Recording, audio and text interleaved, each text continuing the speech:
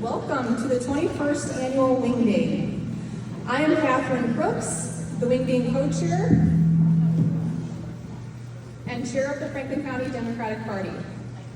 I'm going to begin by saying some thank yous. The first group of people that I would like to thank is my board members and volunteers who helped put on this event.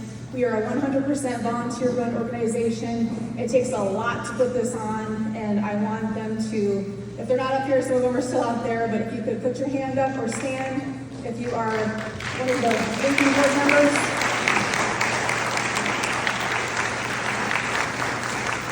So they definitely deserve that recognition. I appreciate them very much. So I would also like to thank our county chairs. If there's any county chairs in the room, I would like to thank you for your dedication. We appreciate everything that you do. I want to say thank you to the tireless volunteers who answer the call for tasks ranging from mailings to door knockings to event planning. And I know there are a lot of you in the room who do all of those things. I'd like to thank you to our brave candidates who have accepted the challenge of moving us forward. I'd like to thank all of you for showing up to support the solid Iowa values represented by the Democratic Party. And thank you to all of our speakers for taking the time away from your families to be with us here tonight. We know that your words of encouragement and inspiration will carry us to a victory in the November elections.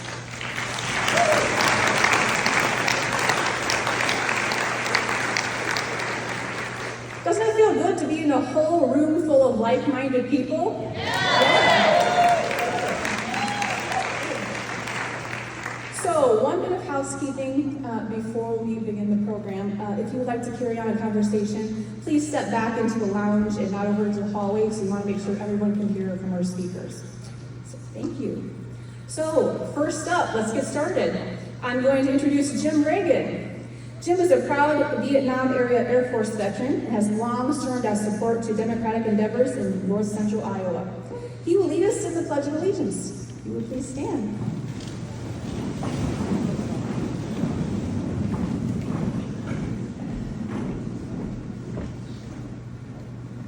Good evening, ladies and gentlemen. Please stand as you are, and gentlemen, remove your hats as you're wearing them, and let us pledge allegiance to our country.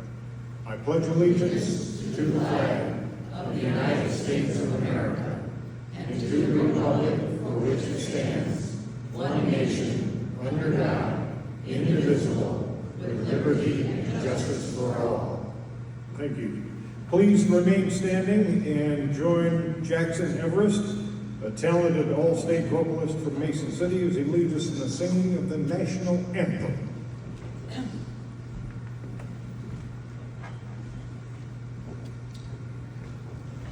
Oh, say, can you see by the dawn's early light what so proudly we hailed at the twilight's last gleaming, whose broad stripes and bright stars through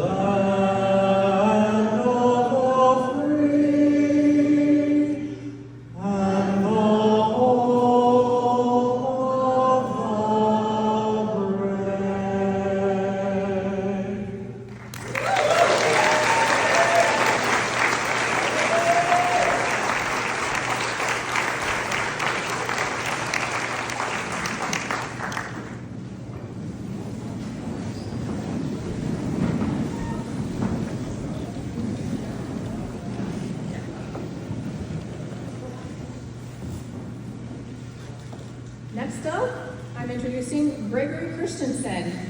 Gregory Christensen serves as the Vice Chair of the Iowa Democratic Party and the youngest of Iowa's 6 DNC members. He works at 270 Strategies, directing public relations, programming, and strategic communications for utility-scale wind, solar, and battery storage projects across the Midwest and Great Plains. He is currently engaged in Project 99, a commitment to supporting Iowa's county parties and candidates by knocking a packet of doors in all 99 counties. Please join me in welcoming Gregory to his very first wingding.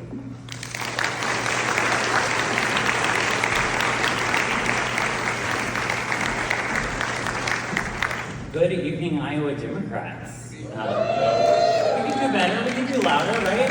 Good evening. Well, it's so good to join you this evening. I'm Gregory Christensen. I'm our vice chair for the state party. And in a minute, I'll have the opportunity to introduce our fabulous chair, Rita Hart. But I first wanted to just get up and talk a little bit about what I'm doing as our vice chair. So, as was said in the introduction, I made a commitment to our county chairs that I would knock a packet of doors, 30 or more, in all 99 counties. I probably should have started that in January, because we've got, 89 days to go, and I'm still not yet to the halfway mark, hoping this weekend I'll get there. But I gotta tell you, I'm so excited by what I've seen all across our state, and especially just right here in North Iowa. I had a chance to knock with some of the fabulous candidates that you'll hear from tonight, and to knock for some of them as well. But going out and actually talking to voters and hearing about what they care about, and more importantly, doing what Democrats do better than the Republicans, listening. That's what we do, right? That's what we do. And what are we hearing? I'm sure you'll hear from all the candidates this evening. We're hearing that public dollars belong in public schools, right?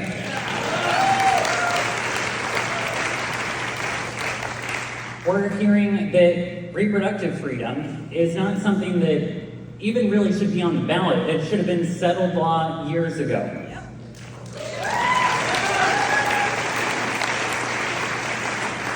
And what we've been hearing lately is that it's time for a woman in the White House.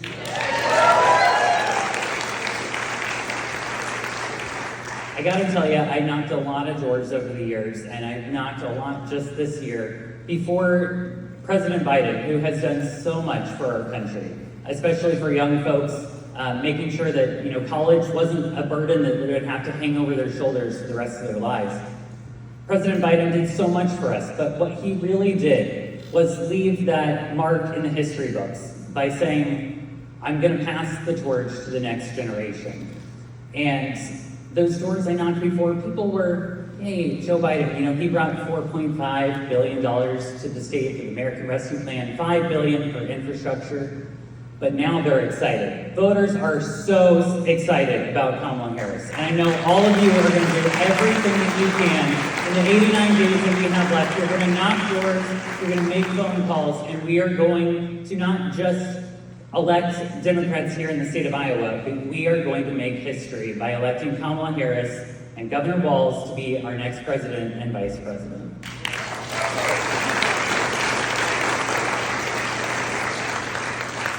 And now, although I could go on for a long time, you want to hear from someone who's doing even more work to make sure that we elect Democrats. Chair Rita Hart, many of you know because she's run for office, because she's been a leader all across the state, but probably what you know her best as is a person that lost by 6 votes in what was the closest congressional race. And 6 votes, that's not something that we can allow happen. We just can't win if we're not showing up, and we got to get voters out to the polls. And so Rita has helped to build the strongest Iowa Democratic Party that I have seen. She's got staff that are working hard every day. We're raising more money than we've ever raised, and it's all because we have a leader that has vision, Rita Hart.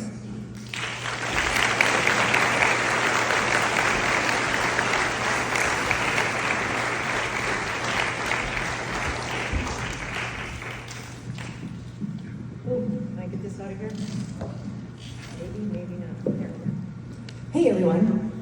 You know, that was a great intro. Thank you so much, Gregory. But I gotta tell you, it's from people like that. You know, it's people like Gregory who have stepped up and said, I'll do my part, right? That's what's made the difference. And so, you know, he knocked doors on his way up here. He's got this plan to knock doors in every one of the 99 districts. He doesn't have to do that, right? He does not have to do it. He could stay closer to home. But this is important to him, and he is showing true leadership. Let's give Gregory a round of applause on that.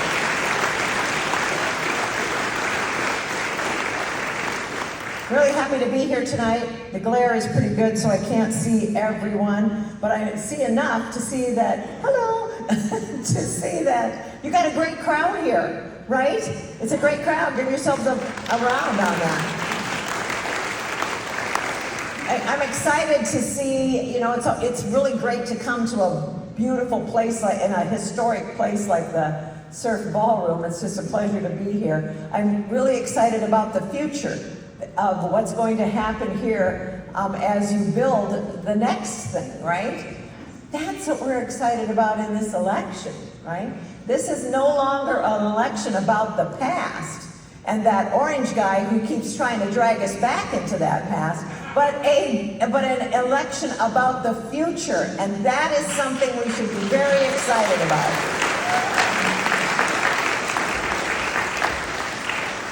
And I can tell you this, that people are excited about it. You know, I've been traveling the state ever since I started a year and a half ago in this position.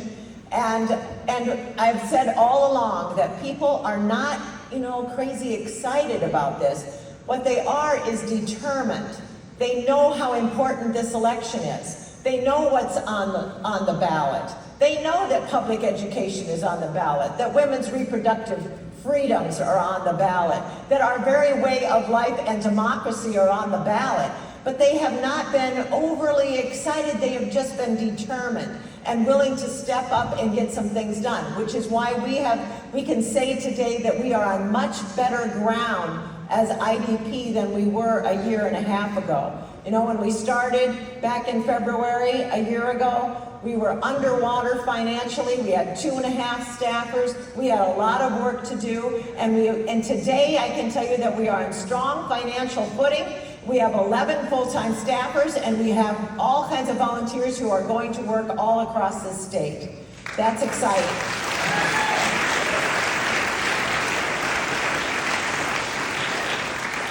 And what a difference a couple weeks makes, huh? Yeah, because now I'm seeing the excitement, right? I just came from the state fair, and today was the first day with our booth there. Got a few little things to work around there, but it's clear that people are coming to us and they're excited.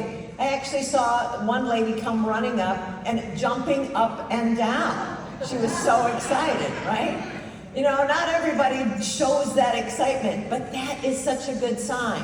Because what we have said from the beginning, what I have been saying to people all across the state from the very beginning, is that what we've got to do this time is get out the Democratic vote. We did not do that last cycle.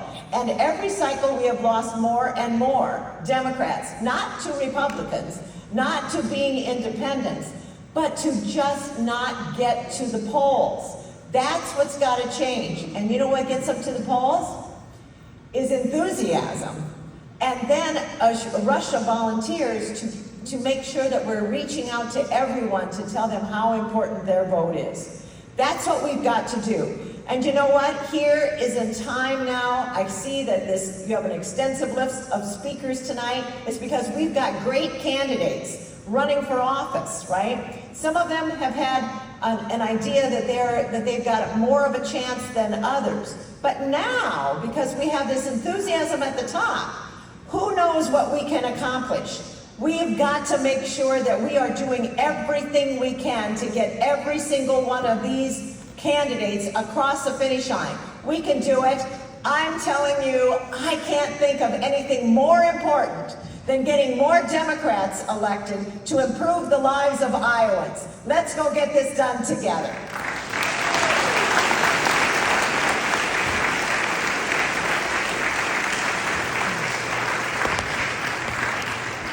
it's my great pleasure to introduce Anton Benjagertis. I can't say that name very well, but how did I do, Anton? Anton has really been a great person to work with the last couple of years here.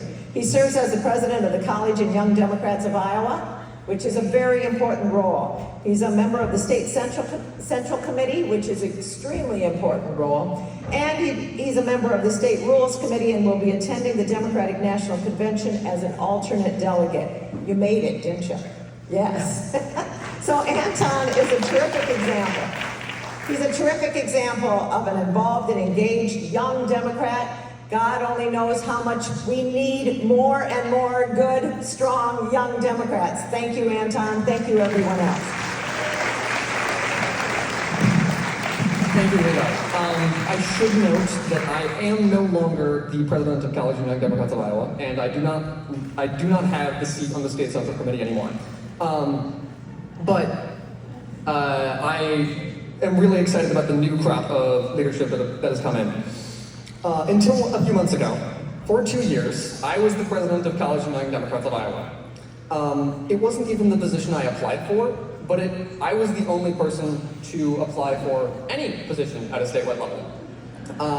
So here I am. COVID really did a number on college Democrats in general. I am proud of what I was able to accomplish as the president of College and Young Democrats of Iowa, but it honestly was a lot less than I hoped.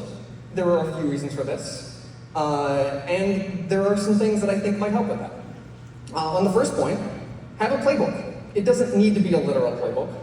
I don't mean to say that there is one single best way to do things, but I know that the expertise exists. It just needs to be made accessible to local organizers. And I welcome you to join Raya Hopp, the new president of College and Young Democrats, and all of the young activists in your area in getting them the resources they need to be successful. On the second point, honestly, all of the young organizations have explicit points of contact, so that all of the campus infrastructure that is built during the high tide of the election season doesn't just wash away. I'm going to make a bit of a self-interested personal appeal here. All of your generous donations have been greatly appreciated, but I want to make a general point about why you might want to open those pocketbooks a little bit wider. So much of how the Democratic Party at a national level functions is to funnel talent to the place where we'll have the most impact from a national perspective. A huge amount of the talent cultivated at a local level has to move to a new state nearly every election cycle to make a living. I want to stay here in Iowa. I want to do political work with the people and in the places I already know and where I already have a personal investment.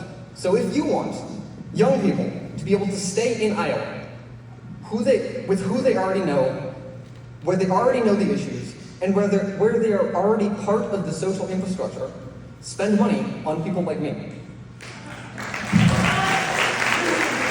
The challenge I have to Iowa Democrats is to make a plan on how to build our bench of local organizers. Some of the most passionate and insightful people I have ever met are local activists.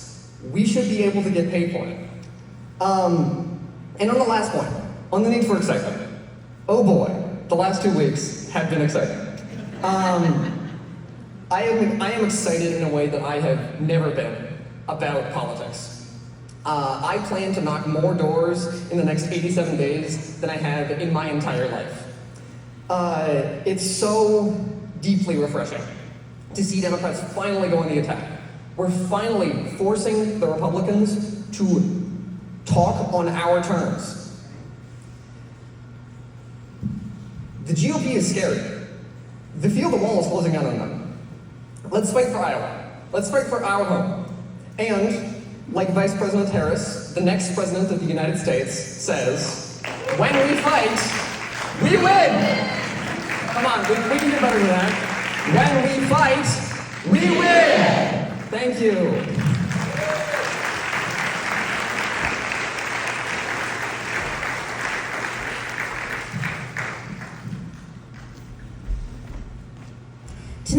are privileged to highlight two of the young local Democrats as they share their thoughts on the political landscape.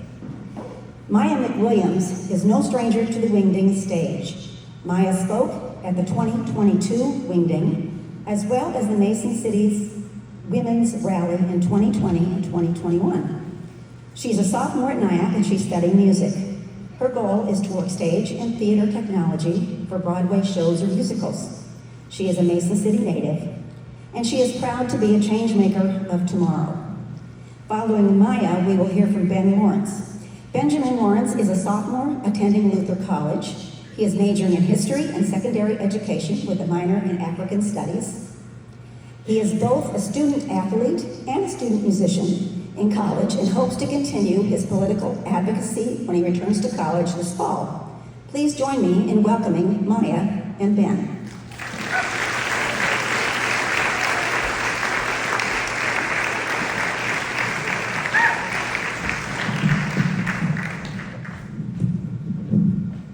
Wow, you guys are tall.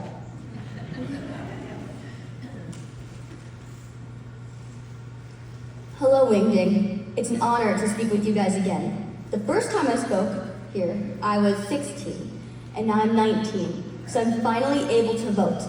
I know that I stand on the shoulders of people in this room who exercise their right to vote and work to secure voting rights for everyone. Speaking of voting, do you know how important your vote really is? I'm assuming you guys do since you're all here today, but did you know that elections really can come down to one vote? Just like the city council election in Rainier, Washington once did. Right now, I think we can all agree that what we need is for people to come out and vote and use their one small vote to help shift this year's election. And the small votes have the power to win this election. The ones that will really win this election, though, belong to the young people of America. This summer, I've been doing my research, filming TikToks, and talking to youth about how they feel to grow up in Iowa. I've been talking to my peers, and I can tell you that they feel shut out of politics.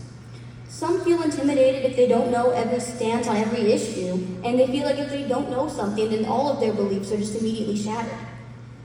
Some feel shut out of meetings that happen at bars when they're only 18. Some young people look and dress and act differently than older generations, and they don't feel welcome. If you want young people to vote, you have to recognize them for their issues. They're not lazy because they can't afford housing. They were born to an economic situation that they cannot control. They don't have short attention spans just because they're getting information from TikTok, and they are not brain dead for looking down at their phones as a way to escape the world that we've created for them. Young people should not be looked down upon just because of the circumstance of their time. Let's work together to get young people involved. When you see a young person at a political event, offer them a seat at the table instead of just shutting them down. If you want young people's votes to matter, young people can not only matter on election day. The vote of a young person could be crucial to winning this election, and thinking of a young person in a dismissive way could cost us the one small vote that is needed for victory. And we care just as much as you guys about winning this one.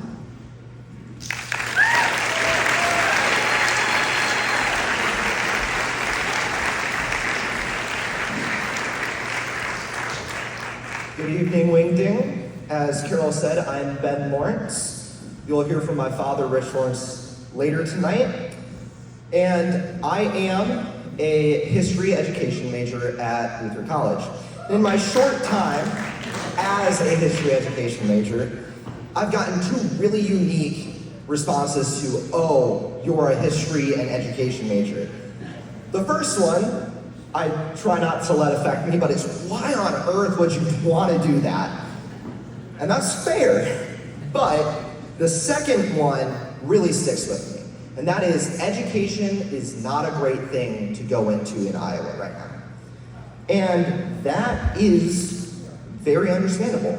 With all that has happened in education in Iowa in recent years, it is easy to see why folks would tell me that.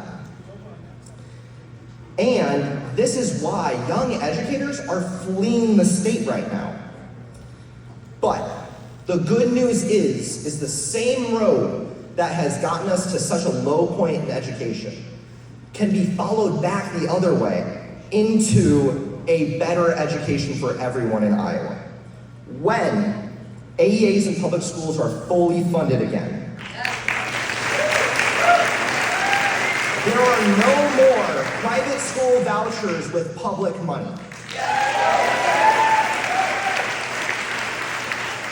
Teachers are financially supported, not just their first and sixth years, but every year that they teach. And those same teachers no longer have to worry about political agendas becoming curriculum in their classrooms. Once we reach all of that, young educators and young people in general will no longer flee from the state of Iowa, but will rather flock to it. Thank you.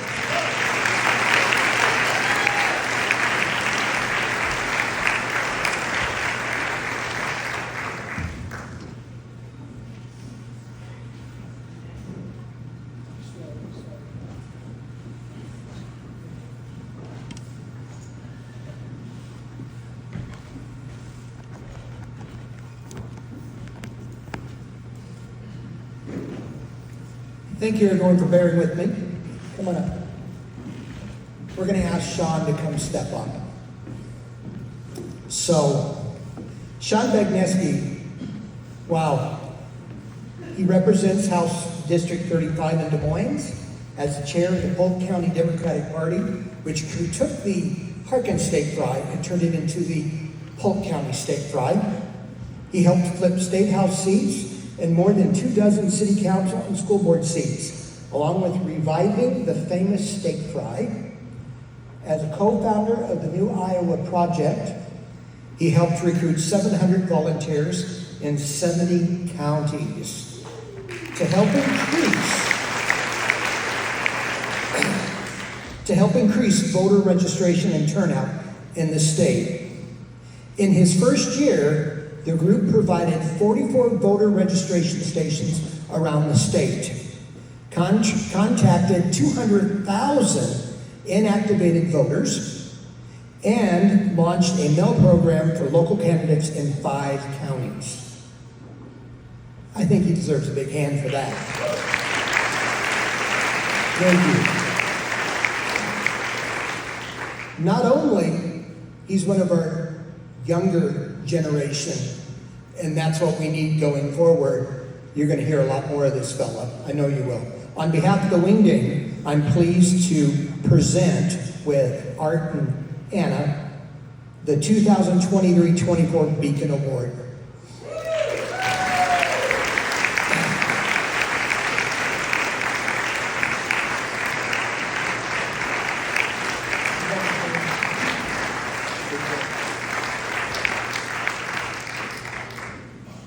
Thank you, Randy. Thank you to all the Wingding folks. Actually, I want to start out as a county party advocate and a volunteer myself.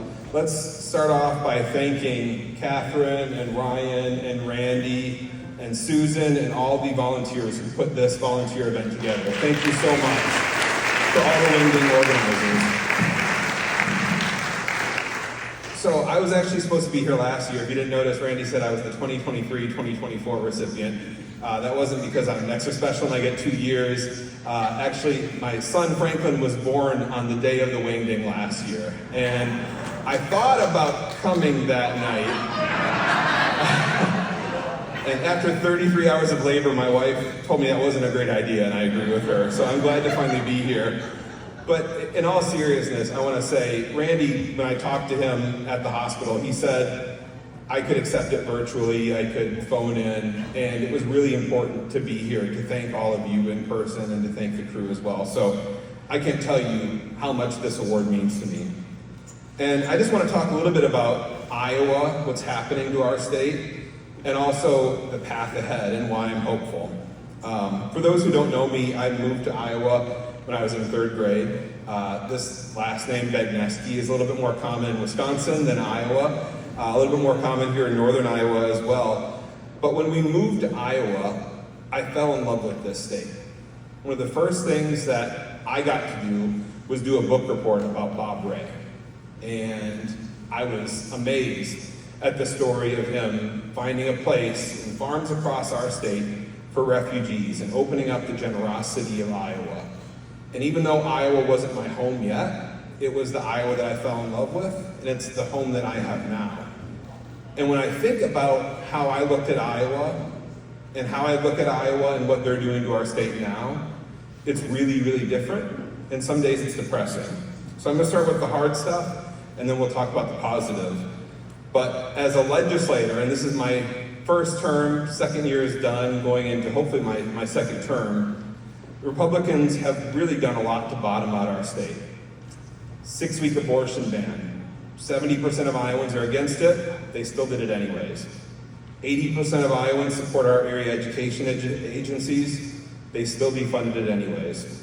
80% of Iowans are against the pipeline, they still protected the pipeline anyways. Vouchers, 60 to 70% of Iowans are against it, they still did it anyways. Policy matters. I'm speaking to a room of people who care deeply about policy. But what concerns me is all of that policy is now really starting to impact our state. And I've had to listen to 2 condition of the state addresses from Kim Reynolds.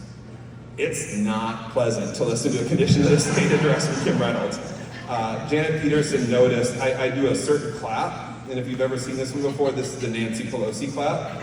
And Kim and I locked eyes when I was doing it one time, and I know she knows exactly what it means.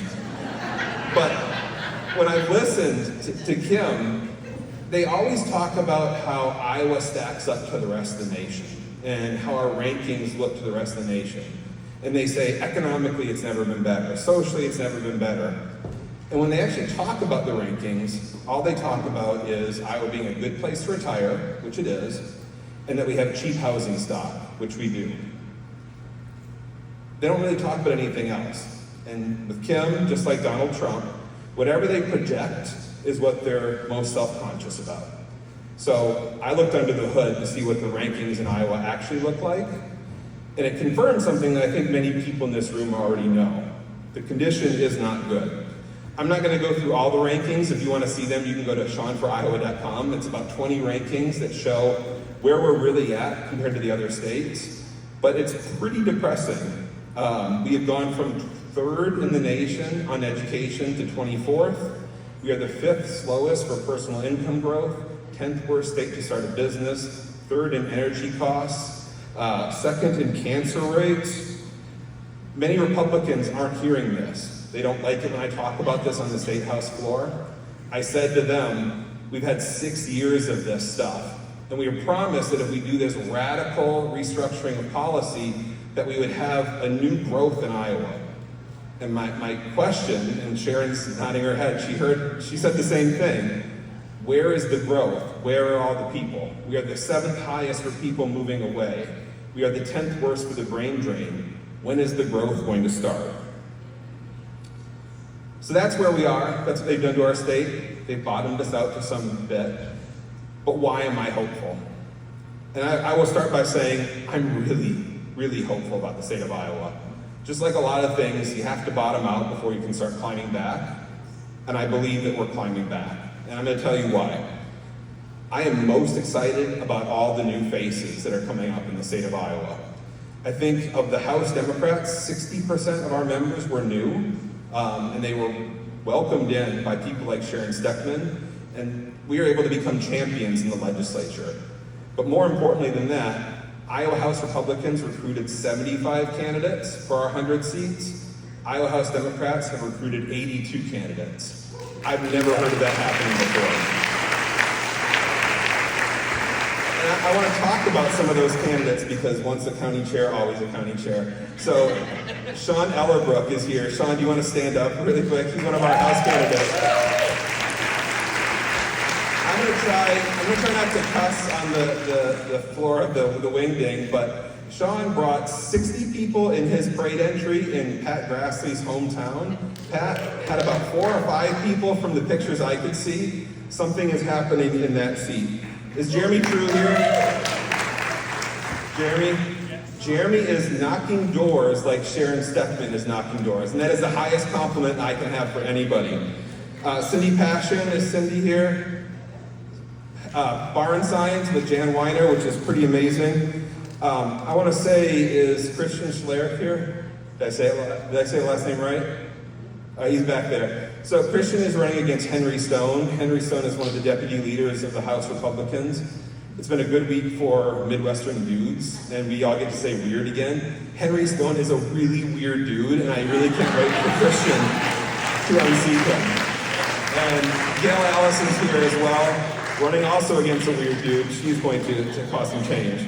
I'm going to start wrapping it up. The other thing is national attention in the state of Iowa. Regardless of the caucuses, regardless of what national elites and DC elites think of the state of Iowa, if they want to win a majority in Congress, it runs through the state of Iowa. And two of the most competitive congressional districts in the United States of America are right here in Iowa. So thank you to our congressional candidates who are leading the charge.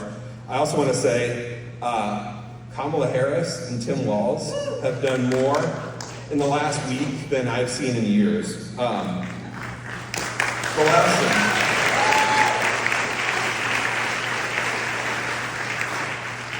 The last thing I want to say is, for the first time, I'm really seeing county parties stepping up in ways that we hadn't been able to before.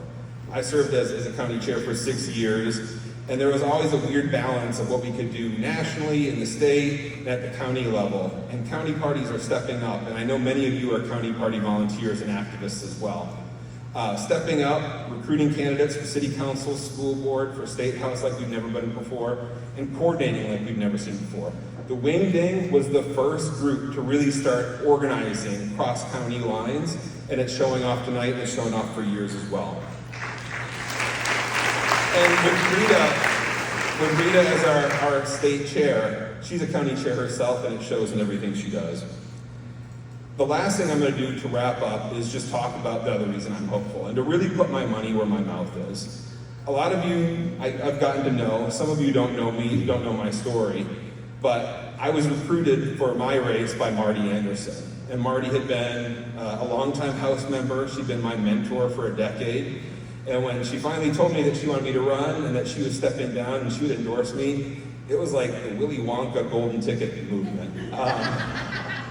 But for those of you who know the rest of the story, we got redistricting lines, and if you looked at redistricting, it missed my house by one house. So if I went across the street, I was in Marty's district, we both got moved into a Caleb Dual Samad's district. So I made the hard decision, and I moved a block or two away into another district that was home to me, and we ran for the House. My family went with me as well, of course. You guys laugh. In Polk County, a lot of Republican legislators don't have their family going with them. But I was told, when I asked my employer, I was a contractor for the state of Iowa, I said I was going to run for the House, is that going to be fine? And the state of Iowa said, that's fine. Take a leave of absence. There is a law protecting you as an employee that you can't be penalized for winning higher office. Well, 2 weeks after the election, I got a letter with Kim Reynolds' name on the top of it saying I had to choose between serving for the state of Iowa in the legislature or keeping my job. And I chose to serve the people of Iowa. And I'm actually not trying to give applause there. I'm not trying to be a martyr by any means, but I want you to know I would not have given up my house. I would not have given up my job if I didn't think that we were going to take back Iowa. Sharon knows the minority in the Iowa House is not a pleasant place to be. If I thought I was going to be there 4 years from now, I would spend more time with my kids in my garden, and that would be a pretty easy decision. But I'll close by saying it's going to take a lot of work, and I know that you all are used to the work. So we can celebrate tonight as much as we can, but tomorrow, recruit those candidates, knock those doors, walk in those parades, raise the money, do everything we can. Because to actually take back our state, it's going to be a lot of work, but I know we can do it together. So thank you so much tonight. I cannot tell you how much it means to me.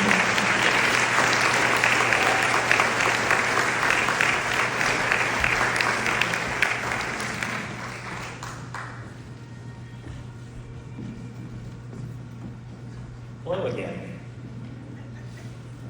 So every presidential year, Democrats from across the state elect delegates to the National Convention. This year, the National Convention is in Chicago, so it's nice and close, and we are very excited about that. The delegates are charged with representing Iowans in crafting our national platform and in nominating the national presidential ticket. Tonight, we'd like to welcome to the stage 2 of North Iowa's delegates to share their thoughts on the upcoming convention. So please welcome the 2nd District Delegate, Amanda Reagan. And 4th District Delegate, Josh Mansky.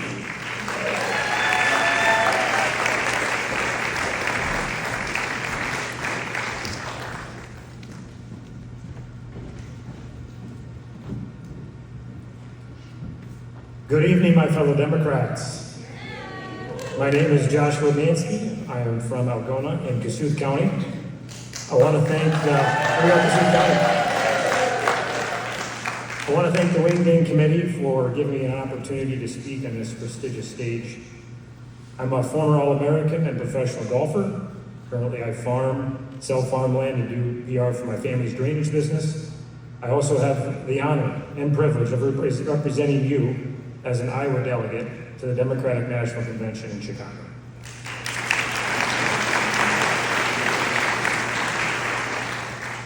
Kossuth County, like most counties in America, is divided. The Kossuth County Democrats have worked to try to bridge this divide. To show our community the values we have as Democrats, we chose to start a scholarship. We thought that living our values of community and caring about our neighbors is good politics. When you think about why you are involved in politics, isn't it to make your community a better place to live? Isn't that what politics is really all about? We took the great Speaker of the House, Tip O'Neill's advice that all politics is local and started the MERT Scholarship sponsored by our county party. It is for graduating seniors who live in Kossuth County.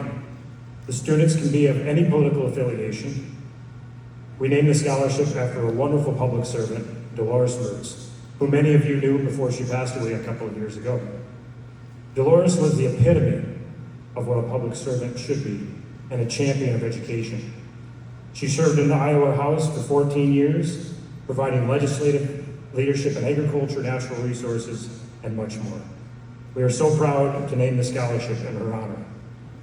Besides being a resident of Kossuth County, the students must write an essay on what it means to be a citizen in a representative democracy. In our first year, we raised almost $10,000 and gave away 2 $500 scholarships. This year, we gave away 4 $500 scholarships. And reading the essays of these amazing young people gave me tremendous hope for our future. The MERT Scholarship represents our love and commitment to our community, and it is a way for us to live our values. Another way we have tried to bridge the divide is a revival of the old Chautauqua talks that were popular in rural America back in the early part of the 20th century. These talks provide education and entertainment for the community with the mission of self-improvement and civic involvement. Some well-known Chautauqua speakers back in the day were Mark Twain, William Jennings Bryan, and Theodore Roosevelt, who called Chautauqua the most America thing in America.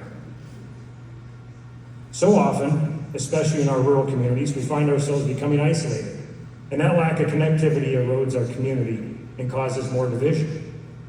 The Chautauqua Talks are the kind of thing that helps build up our communities and brings us together around an event that benefits all of us. That's what politics is all about, improving our community and the lives of our neighbors. My intent here tonight was to give us a sense of hope. No matter how dire things may appear in our towns or our counties, we can make a difference and improve the lives of our neighbors. There is a lot of hard work ahead. There is no doubt that it will take time for these seeds to bear fruit. In that spirit, I thought it would be appropriate to quote Robert F. Kennedy, who at the 1964 Democratic National Convention in Atlantic City quoted Robert Frost's poem titled, "Stopping by the Woods on a Snowy Evening." The end of the poem reads, "The woods are lovely, dark and deep, but I have promises to keep, and miles to go before I sleep, and miles to go before I sleep." Thank you.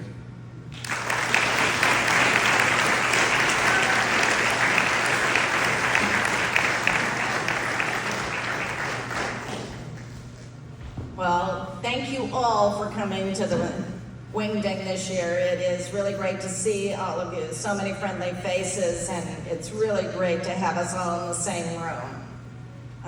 I would just say that in the past few weeks, the events changed so much. It's really making a difference in our party and in our nation. And when I was elected, I think it was a couple of months ago as a national delegate, I had no idea that the convention would change in this direction. It's exciting, and it's exciting for all of us. I'm very excited to see the new team, the new direction, the new vision. So it's really thrilling to be a part of that. One of the things I would like to point out is, besides the two of us going as national delegates, there are a few others in the room. One of them I just saw come in is Sandy Axted.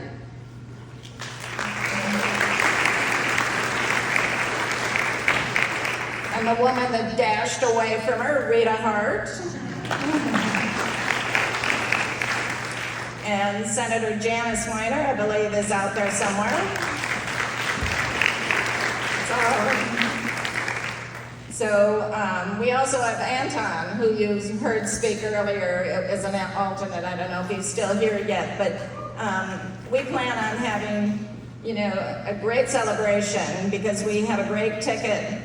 And I appreciate all the advice and support that you've given to me over the years. But you need to keep it up because we have elections to win. We have local elections, statewide elections, and of course the national ticket. We have Kamala Harris and Tim Walz that need our support. So I get a little longer time up here because Kurt Meyer couldn't come, so it's desperate times, and they give me the bucket pass.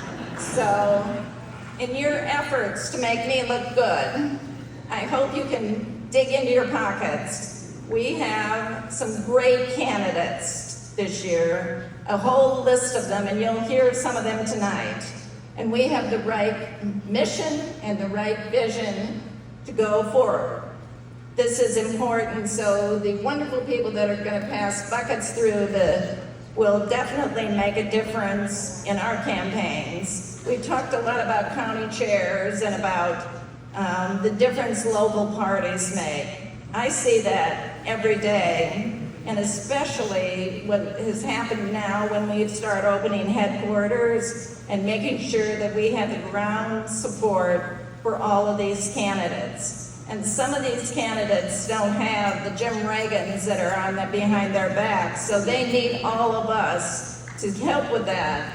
And there are, the Alan Steckmans that were behind Sharon, so we need some of you to just step up to the plate if you can. So we are on to victory, but if you can dig deep and give some support to the bucket pass tonight, it will be deeply appreciated. This stays local, and it will help our candidates get across the finishing line.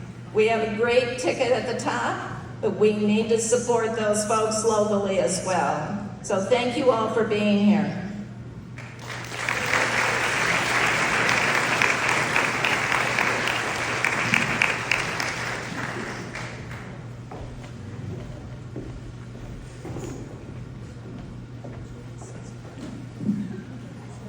While they're passing the hats, thank you everyone for donating. As Amanda said, all that money goes to the local parties, so we make sure it goes to local candidates and helping them. So we really appreciate that. Speaking of local candidates, we wanted to introduce some folks who are here with us tonight who are running for office. So when I read your name, please stand up and wave. So first up, we have Lori Meacham Ginap, and she's running for Sarasota County Supervisor.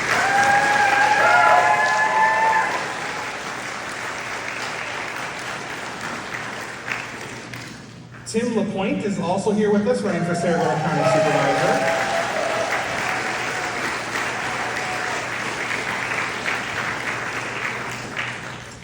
We have Brian Koob, who's running for Sarasota County Sheriff.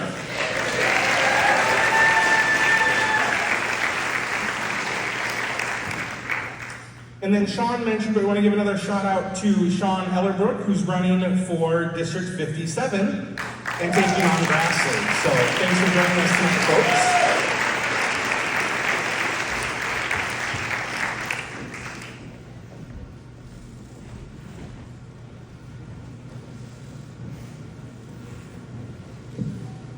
Gail Allison, candidate for Iowa House District 58, has her roots in Plainfield, Iowa, where she graduated from high school. She attended Hawkeye Tech, now known as Hawkeye Community College, in Waterloo, Iowa, and later Wartburg College in Waverly, Iowa, where she earned her BME in music education. She went on to earn her MA in education in 2010 from Morningside College in Sioux City, Iowa. She was employed by the Sumner Fredericksburg School District for 32 years, retiring in May of 2023. Please join me in welcoming Gail to the Wingding stage. Good evening, fellow Democrats. I am Gail Allison. I am a public school teacher of 32 years, and I stayed in the same district that whole time. I'm proud of that. As a lifelong Iowan, I can recall when Iowa used to be a leader. There's two things that come to mind when I remember that. We were a leader in education, and we were a leader in marriage equality. Awesome. But now, Iowa follows agendas that are set by red states and dark money organizations. They are making us into a cookie-cutter state with an agenda a minority in this country actually want. Every session in this Iowa state is one of dismay and outrage, and this year was no different. The AEA bill hit home to people across the state, but there was one thing that was different about this bill. I saw a lot more people talking about the AEAs and paying attention. They were sharing stories and concerns. They were passionately speaking out. It was then that I felt a shift. And it was that shift that propelled me to run for office. I'm running because I care. I'm running because all of us deserve better. This is not a career for me. I've had my career, but it's my chance to give back and serve the people of my district.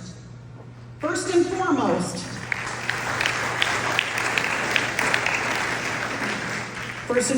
I'm going to do what all teachers always do, and that's help others understand and learn what their government is up to. Teachers know how to collaborate with others, and we do that across the state, so we can fix the damage that has been done to our schools, our workforce, our rivers, and our drinking water. We can lift people up instead of picking on vulnerable women, children, and our LGBTQ neighbors and family members.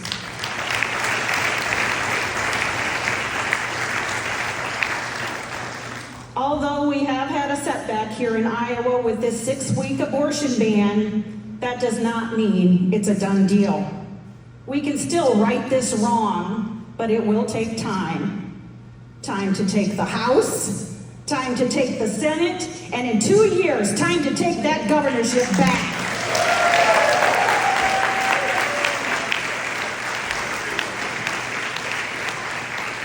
It is then that we will be able to put people first and work to undo the damage that has been done here. But it starts with this election. Tom Harkin used to remind us that politics is like driver's ed. If you want to go forward, you put it in D. And if you want to go backwards, you put it in R.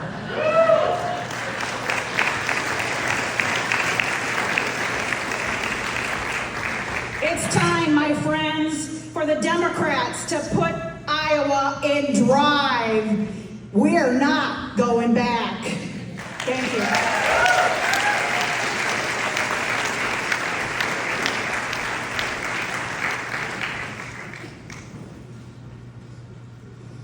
What a fiery speech from Gail. Thank you so much.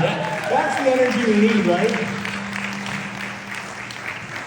Our next speaker tonight is Christian Schlereth. He's the Democratic candidate for Iowa House District 9 and an associate professor of criminal justice and sociology at Waldorf University, where he served as chair of the Department of Criminal Justice since 2020.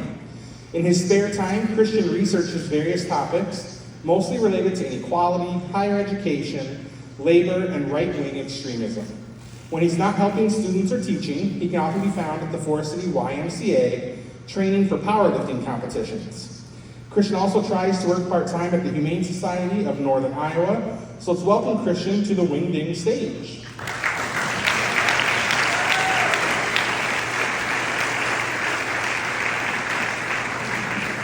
Christian, are you in the building?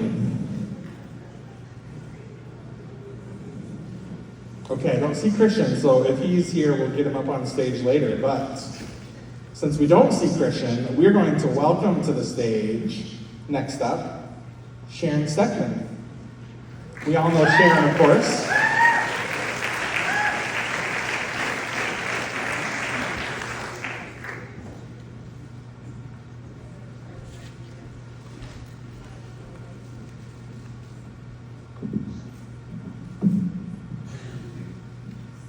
I agree, lots of tall people. I have the great honor of introducing someone tonight that I have just as of late gotten to know and respect, and I have been so pleasantly surprised by this person. As Sean said, 60% of our caucus was replaced last session, and I was so pleased with those folks that came in. Those young, excited, energetic, proud to be Iowan folks that came in.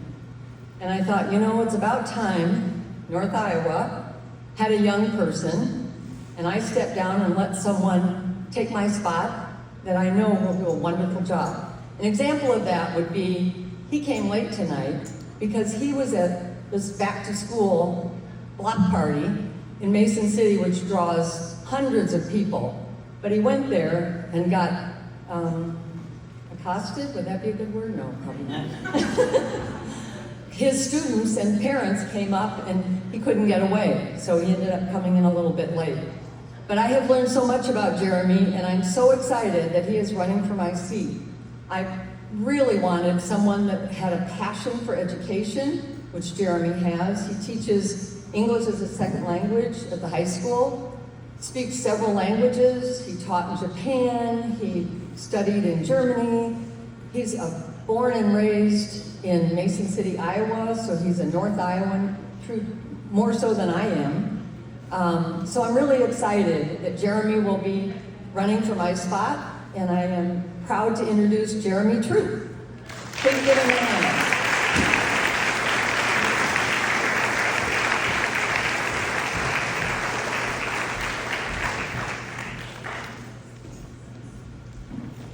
Good evening. You know, I was thinking about what I would say, and you know, if I had to write this just a few weeks ago, it would have been completely different.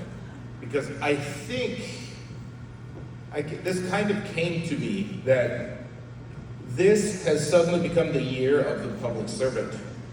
And that's what I've been spending my career doing. You know, I have a skill set. I could go work for an international corporation and make gobs of money and be sent all over the place, but I chose to use my skills to help my community. And I was raised by a public servant. My dad worked for the HUD program and inspected homes for the city of Mason City for, well, over 30 years. And then all of a sudden, when we suddenly had a change at the top of the ticket, when Biden decided to step down, now we have a prosecutor, a public servant. A prosecutor doesn't make as much money as a defense attorney, but they still go and do it because it needs to be done. And now we have a teacher, another public servant, public school teacher in Tim Walls. And that's perfect. That's exactly the type of thing that needs to happen finally in America. We've had just too many people that take power to give more power to those that already have it, give more money to those that already have it. But what happens to our communities? We need people that are just willing to go out and solve the regular problems. And I hate to tell those people that keep slashing everything that we do in public service, from mental health schools, you can just go on down the line. Just look at the roads and how we've had to do a Build Back Better program because we've neglected it for so long. All for what? A tax cut for people that already have 2 yachts? It just doesn't make sense. It's weird, you're right. But there are lots of us out there that are in the middle of it. We see the problems, we know how to fix the problems, but they keep stripping away our ability to do that. And that's not to say the world was ever perfect, and it will never be. And when we don't do something perfectly in public service, we get attacked. But now we're starting to see, oh, well, maybe we were doing something right with increasing homelessness. For example, I read an article a few months ago in the Des Moines Register, and we have, let's see, what's the number? 64 long-term mental health beds in Iowa. Before Bringstead came back, we had 223. Well, when you see homelessness, that's a lot of it right there. Because how do the people with money profit off of people that can't make them money? They sure as heck don't want to pay taxes. And then they complain that there's homelessness, that there's crime from people who are just trying to survive the best way they know how because they're not getting the help they need. And they just keep on doing this. We keep on getting attacked with the Republican control of both houses in Des Moines, both houses, the House and the Senate, and the governorship. They just flew in with lots of money, these out-of-state ideologues that just want to privatize everything. So they're attempting to privatize the schools. They create this voucher system. And I know people that have said they benefited from it. But my problem here is, and there are many, but as a public school teacher, we have to take every child. None of my children that I teach would be accepted in any private school that I know of in the area. Not a one.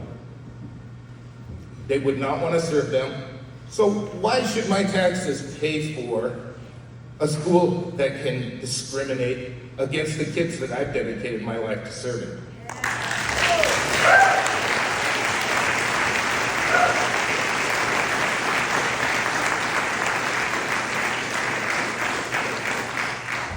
And we know that fiscal responsibility was not behind that because it's blown a hole in the budget. And the projections just get more ludicrous every year as they predict out how much this is going to cost. We were doing a fine job with a lot less, but they just keep strangling us and strangling us.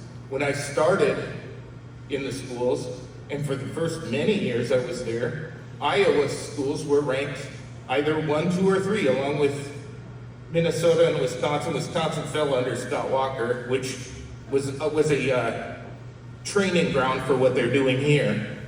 And so then, but Iowa was cruising, and then under Reynolds we're at 24. That's an utter failure. It's not 50 like we are in mental health and access to OBGYNs, but 24, as far as I'm concerned, is far worse than we should ever be at anything. So my thought is, I was there when we were doing well, and so were around the state thousands of my colleagues that know how to do it right. Just give us the money and we'll fix it. Yeah.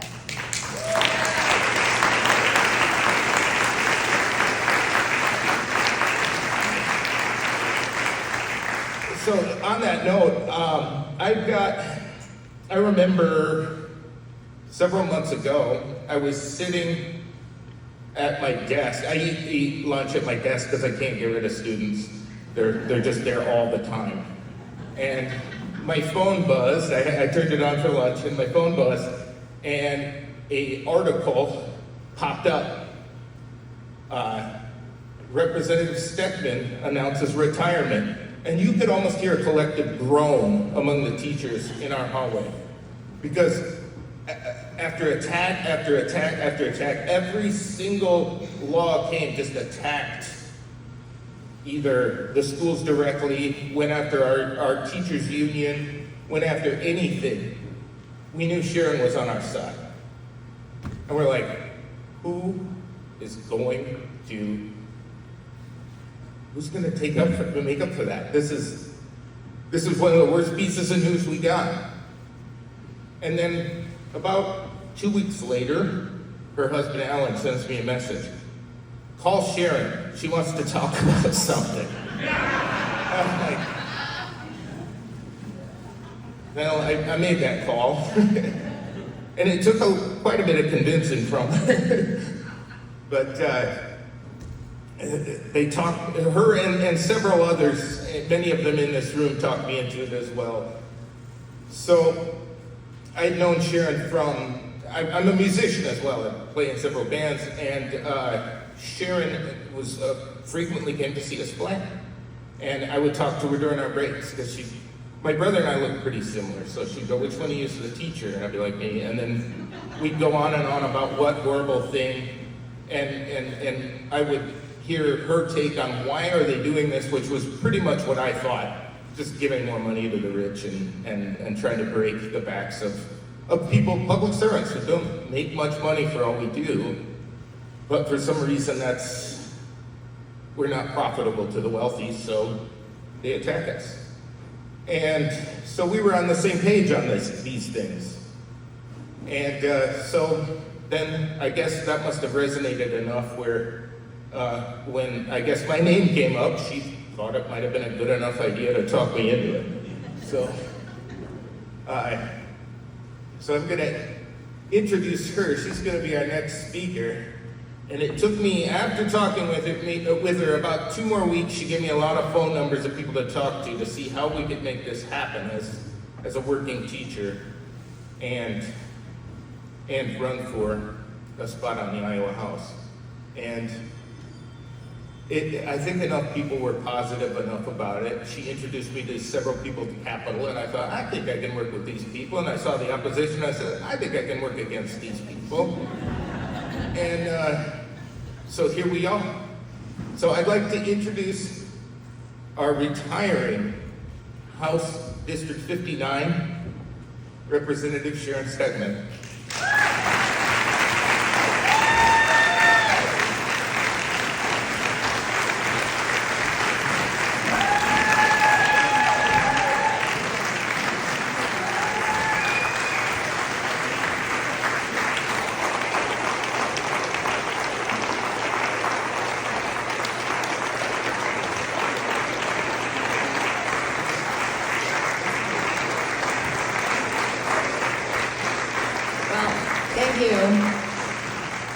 I had no idea that Jeremy was going to introduce me again, or I might have prepared something, but you're lucky I didn't, so.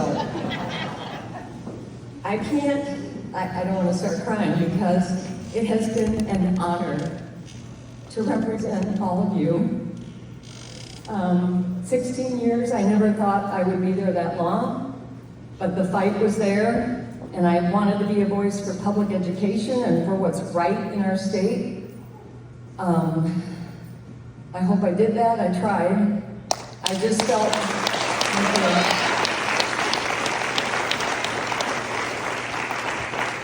like I said, it's been an incredible honor, and I couldn't have done any of it without the support of all of you. It takes the people behind me to help me do what I did, and so I'm incredibly thankful for all of you out there. I'm gonna miss being down there. I'll probably go bug Jeremy quite a bit because I made some incredible friendships down there and people that are doing the right thing for Iowa. You can have confidence in them. What we need to do for them is get out and vote. 92,000 Democrats did not vote last election. We can't let that happen again. We have to get out and vote, and we have to vote people like Jeremy to come to the Capitol and support wonderful people like Sean and the other folks that are down there. So thank you so much for all you've done for me. Thank you.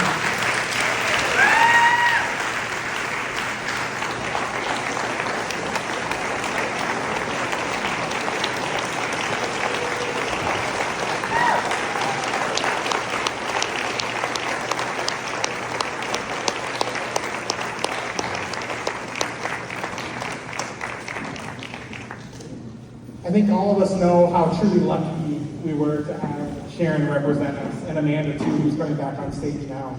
These two ladies have been such wonderful advocates for North Iowa, and we're just so grateful to have them. As someone who didn't even live in their county or in their district, they always welcomed us to the Capitol and took time to meet with us when our representatives wouldn't. So they've been wonderful for all of us, and we're so grateful for the work they did.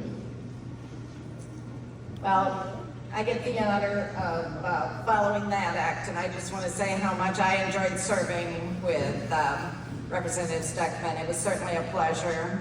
We were great together, and I think that it was definitely great that you were elected, and it was really an honor working with you. So they texted me last night and said I could introduce the next speaker. And I thought, well, I don't really have to prepare. I sat next to her for a long time and served with her for 20 years. She has the passion and the intelligence that should not leave the Senate.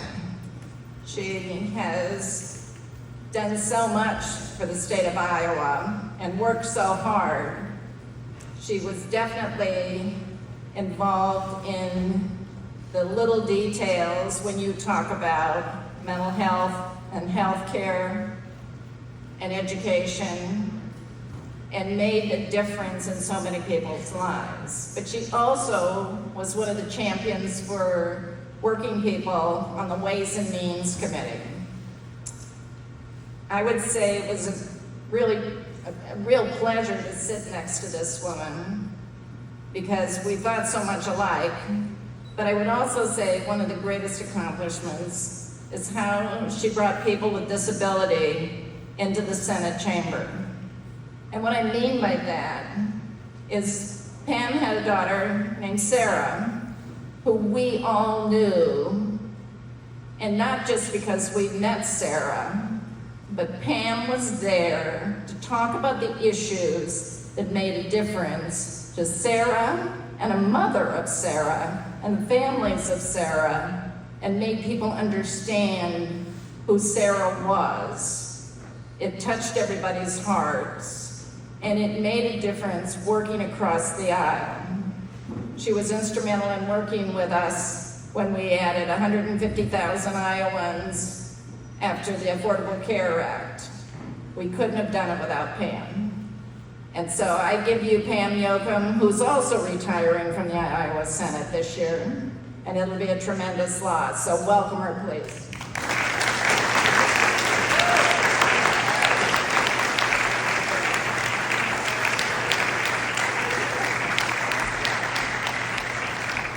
What Amanda didn't tell you is that she's 6 days older than me. Hello, Iowa Wingding Democrats. So I want to start out with this. Kamala, Kamala. Y'all need to get a hat. Freedom, opportunity, the American dream. We will not go back.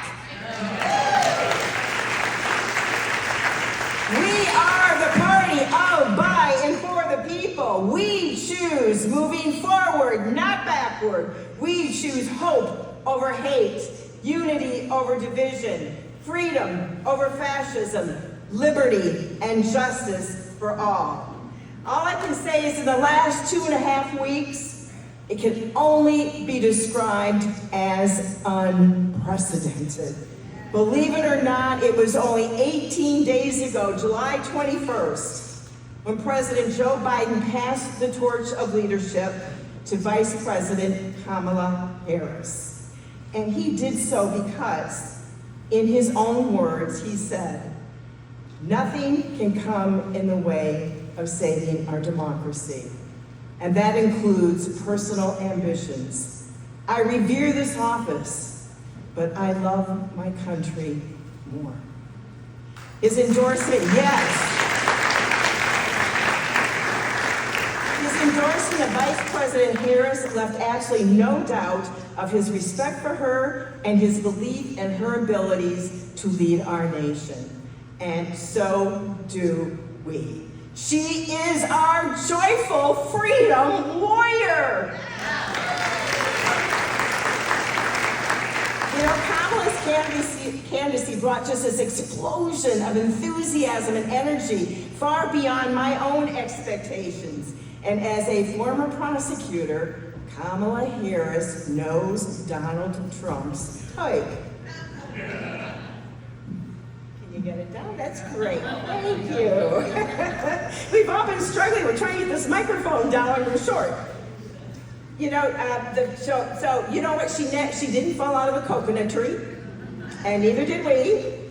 And you know that then, after Kamala was handed the torch, Joe Biden then secured the release of Americans who were wrongfully imprisoned in Russia by dictator Vladimir Putin.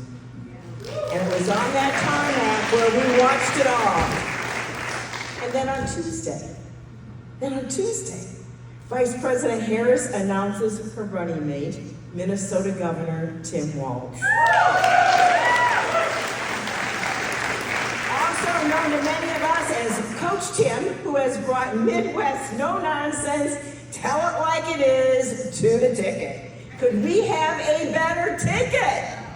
Come on, Wing-Ding Democrats, you got me excited up here.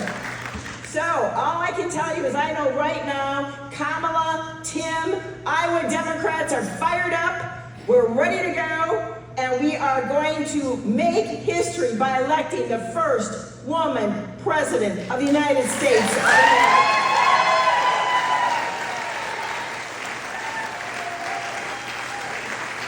On a very personal note, I want to thank President Joe Biden for his remarkable 50 years of public service, for his kind and humble heart, for his belief in and love of the people of this country.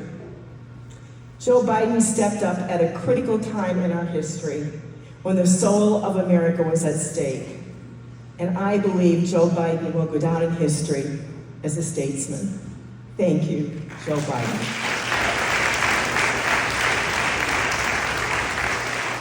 One other thing about Joe, Amanda mentioned my daughter Sarah, and Sarah died on August 30th of 2018. And although that child had disabilities and was nonverbal, she spoke volumes. She taught me and so many others whose lives she touched what is important in life. And it's loving one another. It's accepting each other for who and what we are.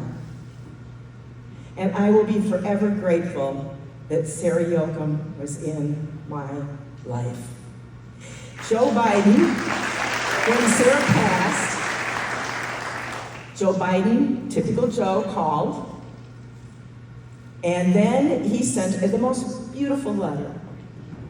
And then he was at an event for Abby Finkenauer, and she was running for Congress, and someone told him I was in the audience, and he said, go and find Pam, bring her back. So I went behind the stage, and the minute he saw me, he ran up to me and hugged me, and he said, now we belong to the same club. And of course, then I'm crying. I said to Joe, I don't want to belong to this club. And he said, it will get better. And he has never forgotten any of us who have had to go through these kinds of personal heartaches in our lives.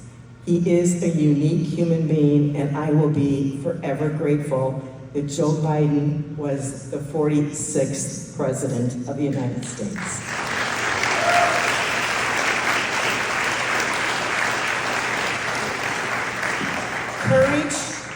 justice, freedom, equality.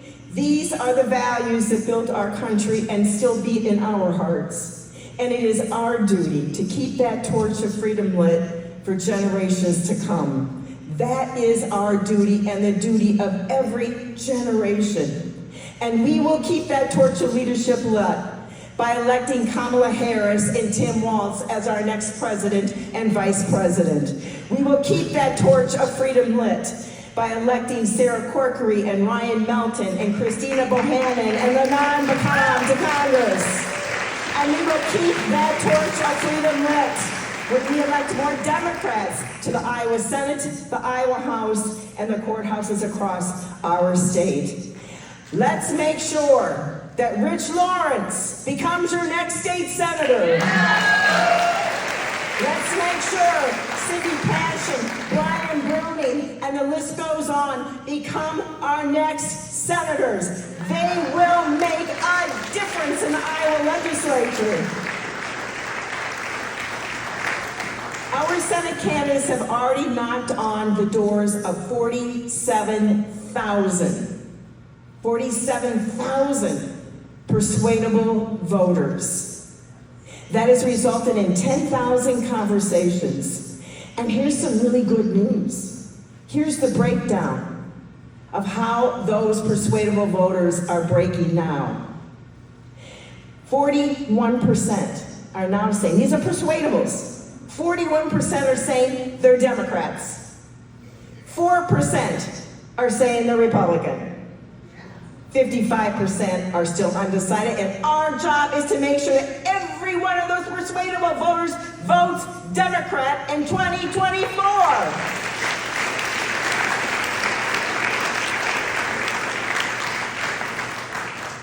Democrats, we can do this. We are on the path to winning with your help. You are the wind beneath every candidate's wings. They need your help, and win we must, because the values we hold dear are under attack by an extremist movement not unlike what our veterans fought in World War II. Make no mistake about that. Project 2025. An extremist movement led in Iowa by our own governor and the MAGA Republicans who are following her. They passed one of the most restrictive abortion bans in the country, and they are not done. They are not done. One of Kim Reynolds' extremist backers, the family leader, has already said they are not done. They want no exceptions to abortion, not for rape or incest. They are coming for contraception and in vitro fertilization. As Governor Walz said, it's none of their damn business.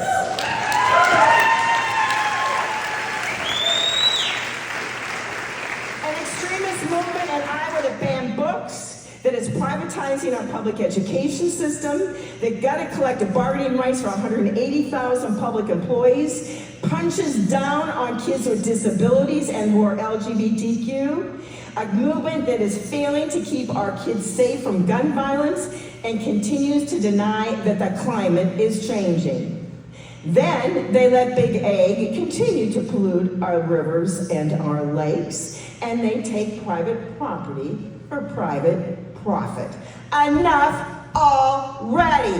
What time is it, Iowa Democrats? It's time for them to go. What time is it? Time for them to go.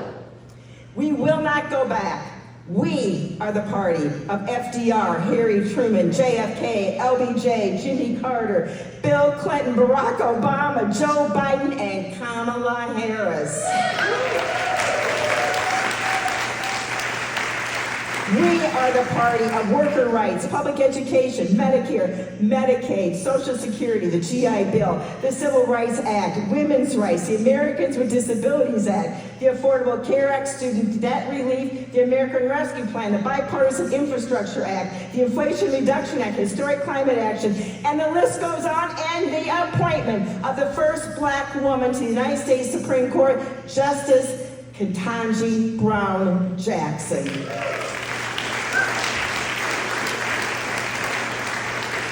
Iowa Wingding Democrats, we We are the party of working people. We are the party of freedom, opportunity, and the American dream. And with your help, we will elect Democrats to the Iowa Senate and House, defending the rights and values that we hold dear and that are the cause of our party. The freedom to make our own personal health care decisions without government interference. The freedom for our children to be free of gun violence. The freedom to vote and have our vote counted. The freedom to love who we love and to be our authentic selves. The freedom to bargain for living wages, benefits, and a secure retirement. And the freedom and opportunity for quality education for all, regardless of their learning disability, their learning abilities, their religion, their sexual orientation, or their gender. Iowa's public schools welcome and nurture every child that walks through those doors. Every child. And Iowans want us to focus on the problems they face every day. Affordable health care, housing, childcare, funding for public schools, good paying jobs. They don't want us arguing over bathrooms and bedrooms and books, for God's sake. We gotta stop them. So Wing-Ding Democrats, we have 89 days left. Are you ready to burn the shoe leather? Are you ready to get blisters on those fingertips by texting and phoning? Are you ready to get calluses on those nipples from knocking doors? I'm gonna tell you, your wallets are gonna be a little lighter by November. But it's all going to be worth it when we win and democracy prevails. Because we choose moving forward, not backward. We choose hope over hate. We choose unity over division, freedom over fascism.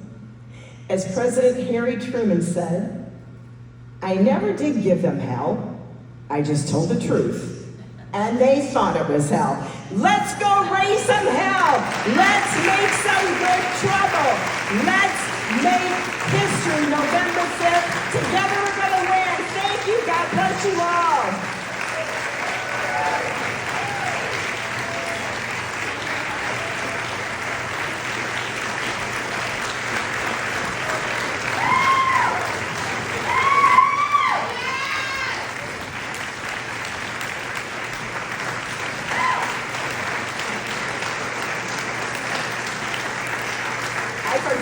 To introduce some more people here.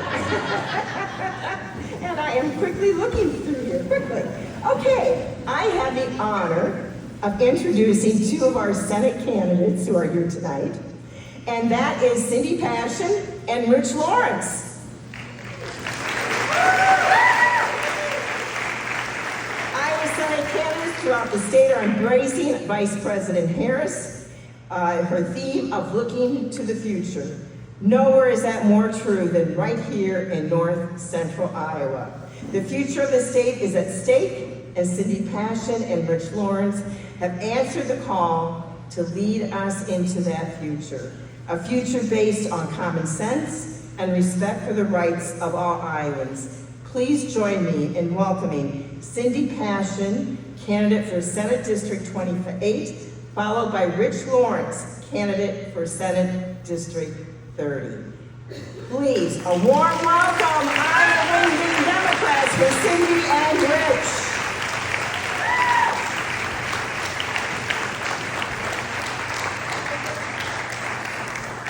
Hey everybody, I'm Cynthia Passion. I'm running for the Iowa Senate. And it's a big rural district. It's part of Story, all of Hamilton, Hancock, Humboldt, Wright, and Franklin. And thanks to the ladies from Wright for coming here tonight. Appreciate you guys. What I'm hearing is folks want fully funded public schools and fully funded area education agencies, right? They don't want vouchers for private schools. The other thing they want is safe, legal abortion and birth control. And the third thing is no carbon pipeline running through their state. So let's get this done. Thank you.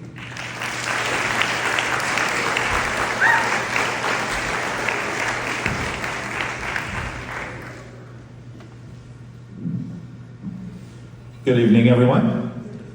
As they mentioned, my name is Rich Lawrence, and I want to be the senator for District 30 coming up November 5th. As earlier mentioned, I'm also a father of a proud gentleman who gave a speech earlier. Thanks, Ben, for doing that. Had to rewrite mine after he went. A true story. While I've been out on the campaign trail visiting people in Mitchell, Worth, Floyd, and Cerro Gordo counties, some things have resonated with me.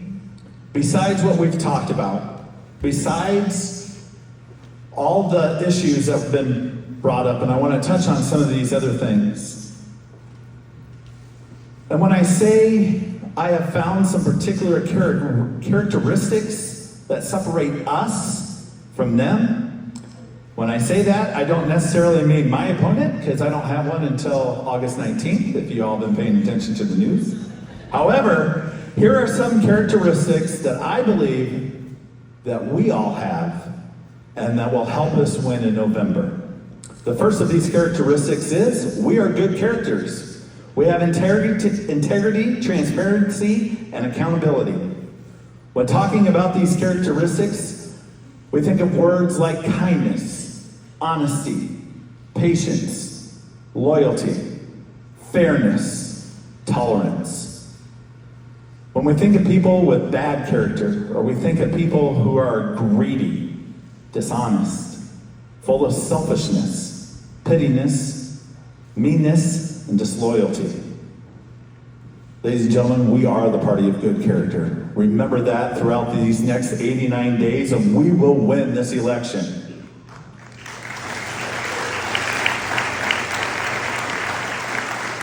When we talk about transparency and accountability, we cannot hide from what is being presented. We need to be held accountable, but so do they. For instance, let's look at one issue, the voucher program, excuse me, as I was corrected in Kossuth County at a legislative forum earlier this year, the education savings account that we have here in Iowa. There is no transparency or accountability for that program, and as I've been around talking to superintendents in my district, if we're going to continue with that ESA or voucher program, that program better get some accountability and transparency to it very darn quickly.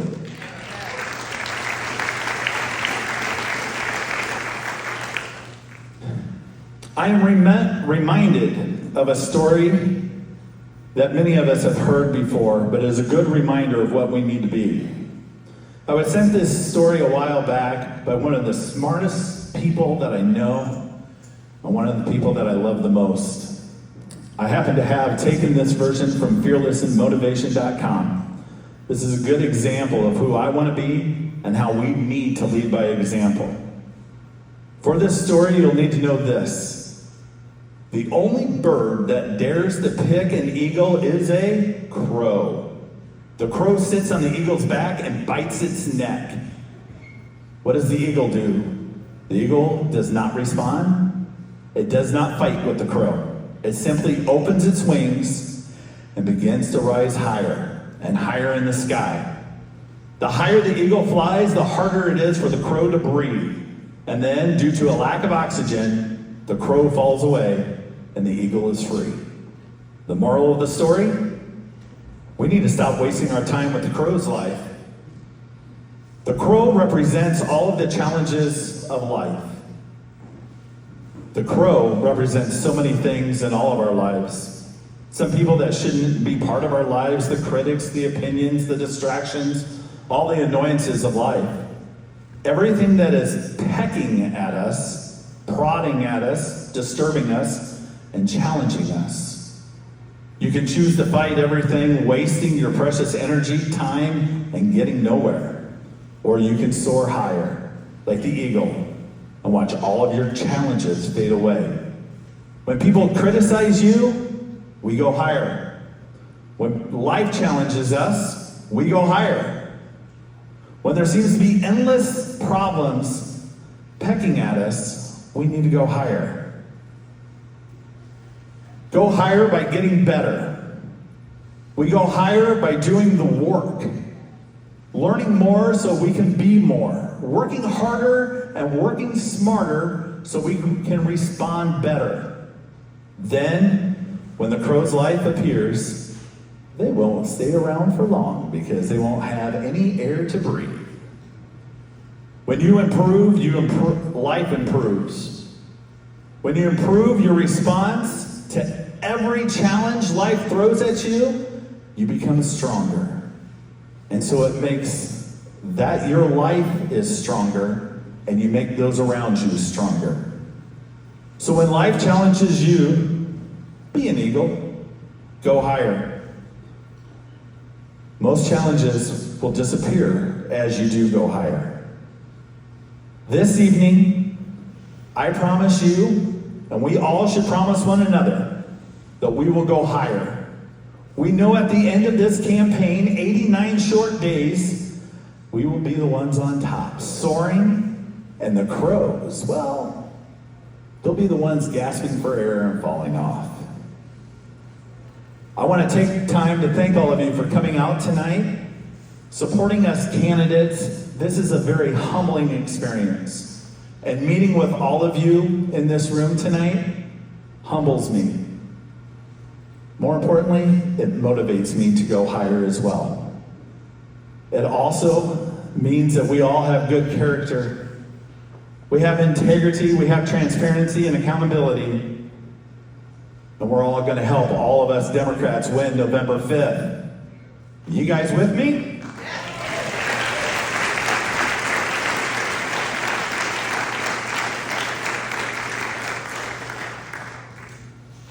Now, ladies and gentlemen, I get the honor and privilege to introduce someone that I have come to know, respect, and I call a friend. This is a person who is going to take down Ashley Hinson.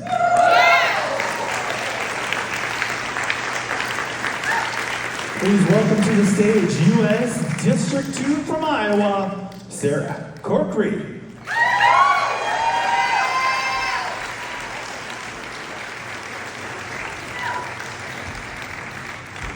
Hi out there. Can everyone hear me okay? Great.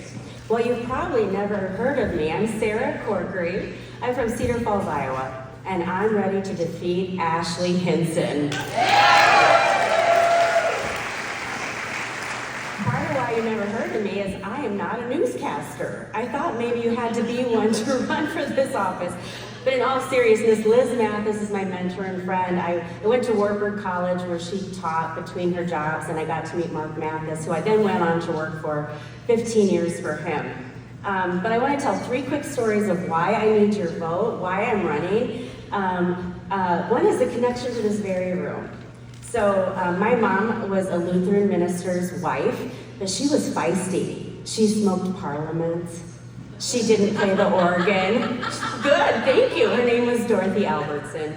I've never been to the surf ballroom, but the story growing up was that my mom cut school in Garner High School and came and saw Buddy Holly here the night before. Isn't that an amazing story? I swear I've never cut school, but I think I've got a little of her rowdiness in her. She had a t-shirt when we were little and it said, "Women belong in the House," right? You remember that shirt? And the back said, "House of Representatives." Where could I end up but the House of Representatives, right? To make my mom proud. And I think she'd be even more proud to say women belong in the White House, right? Well, sadly, my mom did pass away. I was 15 years old, and she had endometrial cancer, and I was at her deathbed in Iowa City when she was 46. And you know, when you're 15, 46 seems pretty old. Well, we all know that is not true. My second story is a few years back. I love to fish. I grew up in northern Minnesota for 2 years. I've lived the rest of my life right here in District 2. But I heard there was a fishing guide here in town called Kevin Pauls, Kevin Pauls. So I went fishing with him, and we had a blast out here in Clear Lake. And true story, he said, Sarah, you got something big on the line. And I was like, what is it? And he said, just keep reeling. 20 minutes, that thing ran and ran back, ran and ran back. And he said, when it comes out of the water, don't swear. I said, okay, because I want to put it on social media. Reeling. And out comes the monster of a fish I've never seen, the ugliest 35-pound catfish I have ever seen. And if you go, this is my trick, go to Corkery for Congress when you get home or on your phone, like my Facebook, and I put a picture of that ugly-ass fish with me and Kevin taking it here in town. We did release it. I don't think anyone wanted to eat that thing.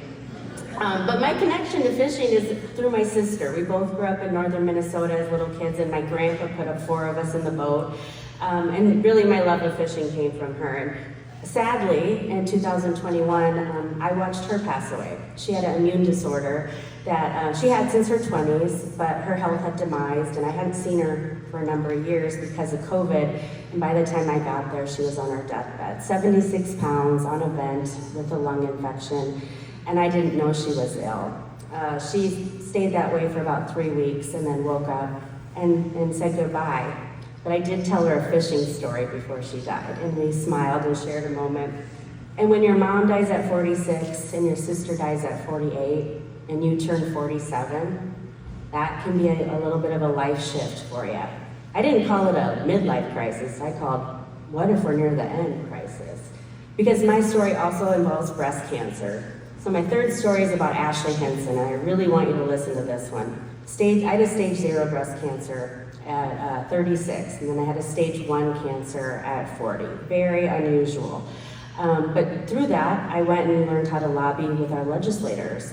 And I asked all of our elected officials in Congress to support a bill that would waive the waiting period for those women under 65 whose disease becomes metastasized or terminal disease.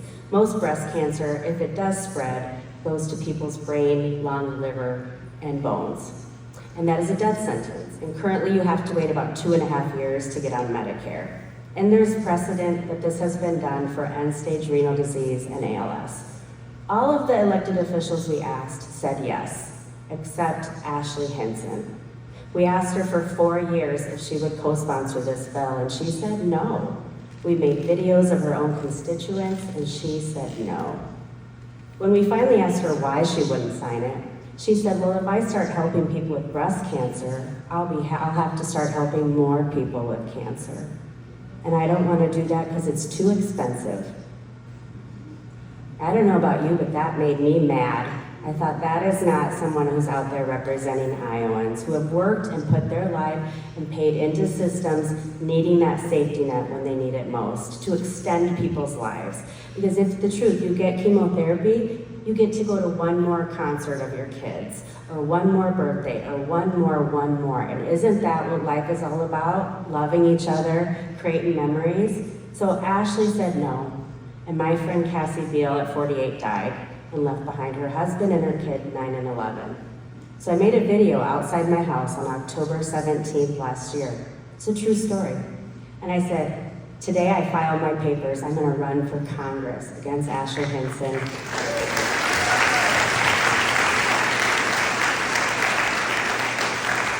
And I said, when I get elected, I'm gonna put my name on that bill and honor Cassie Beal. I didn't mention Cassie, but that was who it for. And on October 17th, 2023, what did Ashley Henson do?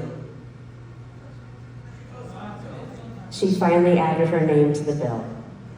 It took me running for Congress for Ashley Henson to be shamed into adding her name to this bill. That I take it as a credit, right? We got Ashley Henson to do something on our very first day. She wouldn't do it for 4 years. She wouldn't do it because it was the right thing to do. She wouldn't do it because she represents Northeast Iowa. She did it because she's embarrassed. And she has now treated the people of Iowa who have gone back out meanly. Well, we're done with mean. We're done with weird. We're done with bullies. And what do you do to a bully? You stand up to a bully. And I'm here to stand up for you. As you can tell, I'm a little spunky, and part of why I wanted to run is I quit my corporate job at Viridian Credit Union to run for office and spend more time with my family, because I like to run my mouth. And we need more people and more women who are willing to stand up and run their mouth and say enough is enough, we're ready to fight back, and this is the year of the woman. We are ready.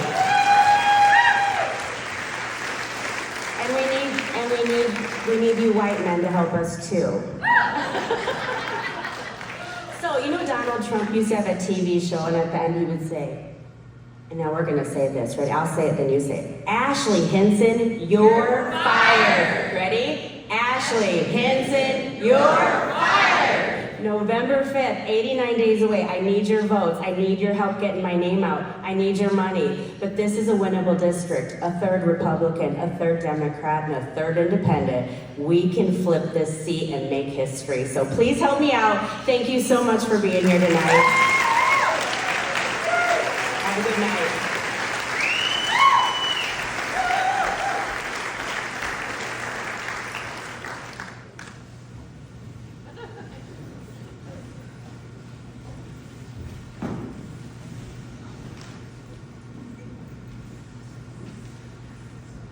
Good evening. I'm here to introduce Ryan Melton. Ryan is committed to helping county Democratic parties thrive.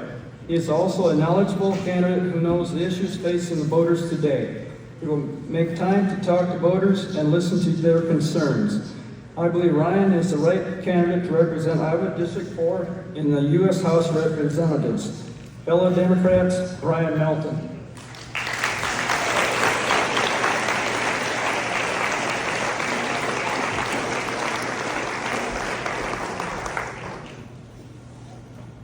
First off, there's someone that saved me some food. It's over Okay, there. it's on that plate over there. And I just want that person to know, even though I have not taken a bite off that plate, I am so grateful. Cell phone reception's bad, I got your message late about the food. It's been nagging at me. Thank you. Okay. I want to bring a little bit of a different perspective, considering I'm running in literally one of the more conservative congressional districts in the country. I'm not known as the master of brevity. Some of you may already know that.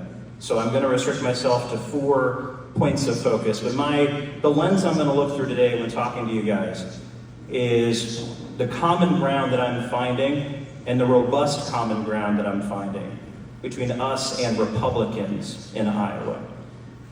This cycle feels to me like a once-in-a-generation cycle where Republicans are so angry at their party's leadership.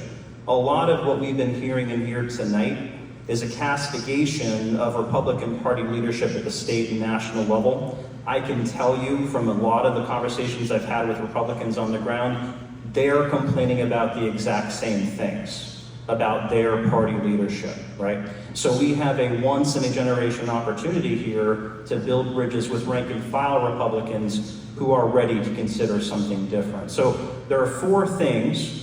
And now, there are a lot more than 4, but I'm going to focus on 4 big things that continue to come up in my conversations with Republican voters where we have a lot of common ground. And we've already heard some of them. Number 1, the carbon capture pipelines. Now, I was arguably the first candidate back in early 2022 to run against the carbon capture pipelines long before most people knew what they even were. What I found is that has given me a lot of cachet among Republicans in the 4th Congressional District because that's what they know me for, right? There's a number of reasons why this issue is so compelling and why I would encourage you to read up on it if you're not very familiar about it, because this is maybe the biggest foot in the door issue we've had as Democrats into Republican households in quite a long time. So just a couple of perspectives from conversations I've had with Republicans on this particular issue. So on day 1 of the IUB hearings in Fort Dodge in the fall, regarding Summit's ask for eminent domain approval for these pipelines, the first witness was a 5th-generation landowner in the state. And she had a long litany of reasons why she was upset and frustrated about these carbon capture pipelines. One of them was that the pipeline that is slated to go through her land would be only about a half a mile away from a school. I kid you not, so this is a room jam-packed full of landowners and concerned citizens. After she said that, a lawyer from Summit, the pipeline company, asked her, yeah, but how many kids go to that school? They said that out loud.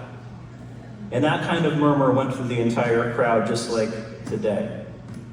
But beyond that, beyond the obvious public health risks that these pipelines pose, if you don't know a whole lot about what happens in a carbon capture pipeline fractures, I'd encourage you to Google Statoria, Mississippi, or Statarsha, Mississippi 2020. There's been a lot written on it. But beyond the obvious public health impacts, the Sierra Club, Iowa Food and Water, the Bold Alliance has also done a lot of work on analyzing how much water these pipelines would require. Just along the Summit pipeline alone in 1 year, the Sierra Club estimates that roughly over 3 billion gallons of water per year would be required. Now, our state is a state that very recently had all 99 counties in drought condition. That was not too long ago. And we had cities across the state imposing water use restrictions on their people. Beyond that, beyond the public health impact, the water use impact, Republicans say all the time, they are maybe top priority for them on the ground when I talk to them is taxpayer money waste. And this is a boondoggle. It's a scam. And I would encourage you to read up on it and then talk to your Republican friends about it. Number two, we've heard a lot about public education, but I want to kind of give you a bit of a different perspective. So Josh Mansky there, I can barely see you in the glare, our 4th District National Delegate. You said something that I thought was incredibly compelling, which is in rural Iowa, we're seeing through this hollowing out of our communities, this decades-long hollowing out, we're seeing this fraying of community and this increase in isolation, right? So there's plenty of things to talk about when it comes to the attacks on public education. I've spoken to so many Republicans who are going to take a protest vote against their own party this cycle because of their outrage on these attacks against the public schools and the AEAs. I want to talk about a couple of things that haven't been brought up tonight in that context that you guys will find a lot of common ground on when talking to your Republican friends.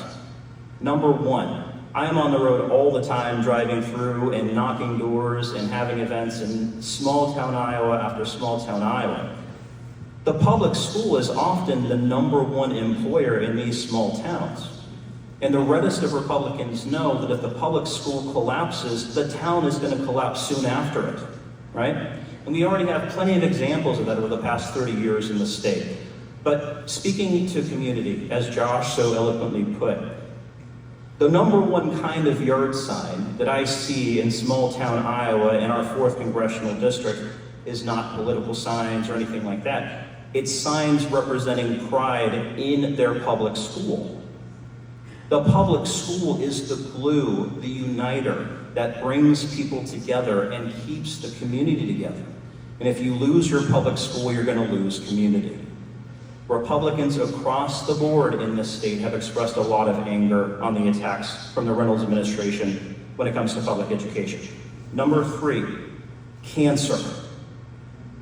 Every single week that I'm on the campaign trail, whether it be talking with Democrats, Republicans, Libertarians, Independents, every single week it comes up that either the person I'm speaking with has cancer or a loved one has cancer. And obviously Sarah so eloquently spoke about her journey with that as well. It's been briefly alluded to tonight that in Iowa we have the 2nd highest cancer incidence rate in the country. We're the only state with a rising cancer incidence rate. The Republicans I talk to are furious that none of their elected officials have even one time acknowledged that we are suffering from a cancer crisis in this state. Not one time. But it's even worse than that. And this gets me to my 4th concern where there's so much common ground on, which is the negative and destructive impact of the disproportionate amount of corporate power that we're seeing in our governance and politics in this state. Considering the backdrop that we are a state, the only state in the country with a rising cancer incidence rate, instead of the Republican elected officials representing their own voters that are suffering from cancer and dying from cancer, instead of even acknowledging it's a concern, Instead, what they do is they take hundreds of thousands of dollars and more from corporations that are peddling chemicals and other products that are accelerating that cancer crisis. And what they did in the last legislative session in Des Moines, which is absolutely indefensible and unconscionable, but shows how dramatically disproportionate corporate power has taken over the modern day Republican Party in this state. Republican legislators introduced a bill in the Iowa State Legislature to absolve these corporations of any legal liability for the damage to public health that their products are causing. Absolutely shameful. Absolutely shameful. I reject corporate PAC money. I've taken $0.00 of it. I'll continue to reject it. My opponent, Randy Feenstra, has taken hundreds of thousands of corporate PAC dollars easily. And that's the reason why, and I'll end on this note for some optimism here. That's the reason, along with his support for the carbon capture pipelines and the fact that he's taken tens of thousands of dollars from Bruce Rastetter and the founder of Summit Carbon Solutions. These are reasons why, within his own party, there was a primary challenge. A primary challenge. And if you're not familiar with that, Kevin Virgil got in the race really late to challenge Randy around these kinds of issues that I've long been running on. Opposition to the carbon capture pipelines. Opposition to disproportionate corporate power in our politics and our governance. In a 6-month campaign in which he had no backing from his state party and very little corporate money, he ended up winning 40% of the vote in 9 counties off Randy Feenstra, right? We're speaking to a lot of those same kinds of issues, and again, with the amount of Republicans that are talking to me this time and expressing frustration with their own party leadership this time, this is a golden opportunity for us to get a bit braver, a bit more courageous, and to reach out to our Republican friends, our independent friends on the right, because they are open to a conversation. And if we focus on the issues and make the case that Iowa leadership in this state has led to the hollowing out of our state and the harm of our communities, we're going to win this thing. Thank you so much for your help. I appreciate it.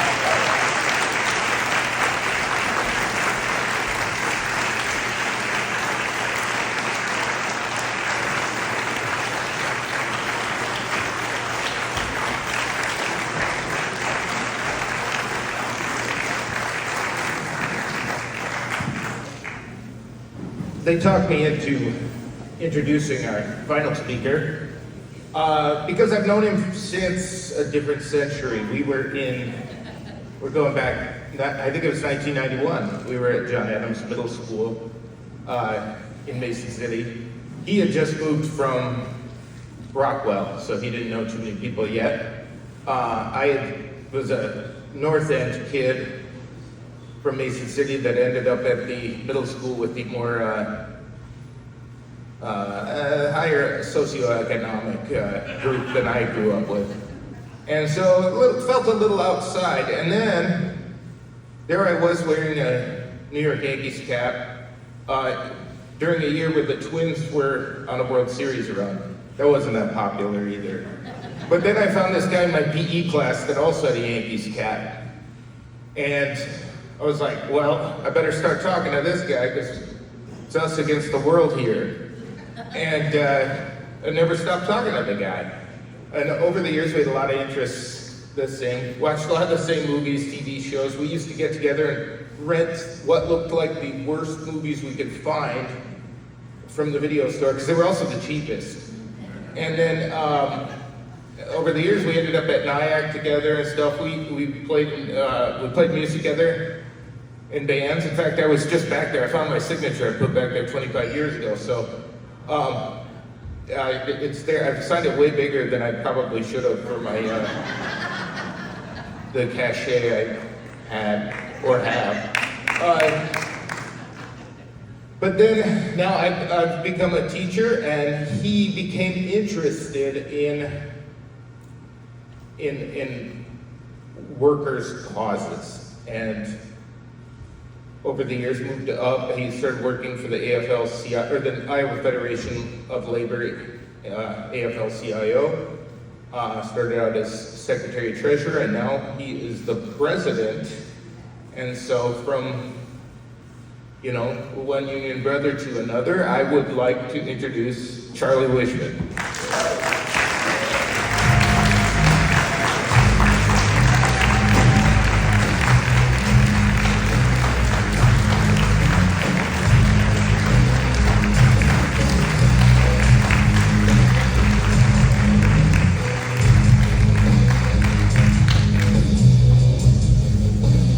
Jeremy and I both, we did remain Yankees fans.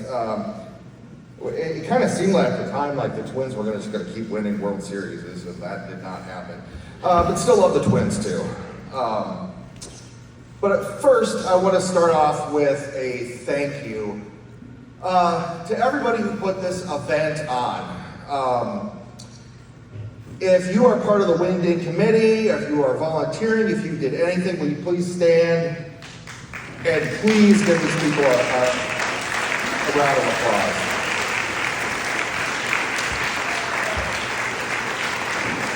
Just thank you very much. I mean, I certainly put together with our staff at the State Federation of Labor lots of events, but we get paid for it, and you don't. So thank you very, very much for what you do here.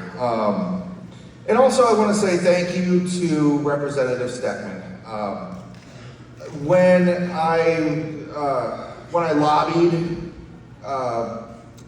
for the State Federation of Labor, I really didn't ever have to say much to Sharon other than, hey, how you doing? Because she always got it right. There was no question about it. There's just certain legislators that I wish I could have spent more time talking to, but I always had to spend time talking to all these nitwits who couldn't get it right, and still didn't really usually get it right.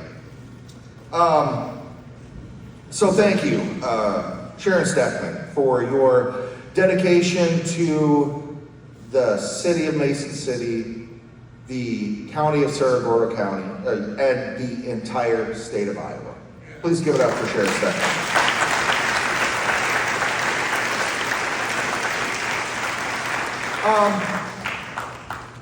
I also want to take just a second here and say thank you to Pam Yoakum. You have been an amazing leader for the Senate Democrats here. But not just that, I mean, your entire career, it might have started maybe about when Jeremy and I met, which is, I'm talking about, this is good experience. You are a seasoned veteran.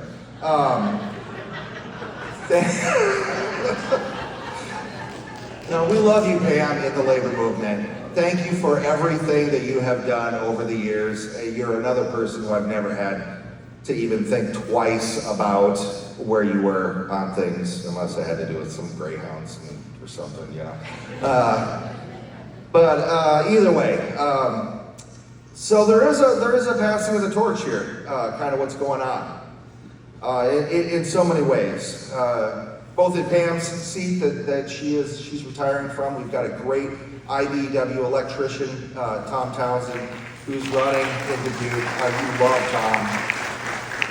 With Sharon, I mean, Jeremy's been up here plenty of times, but he is one of the best friends I've ever had, and I do just want to take a second to say that it wasn't just, hey, we like baseball, we like the same music, we like whatever, together as friends. He was really the first person who I think I met when I went from a class of 23 to whatever the hell it was at John Adams, to be kind and compassionate and just a good person to me.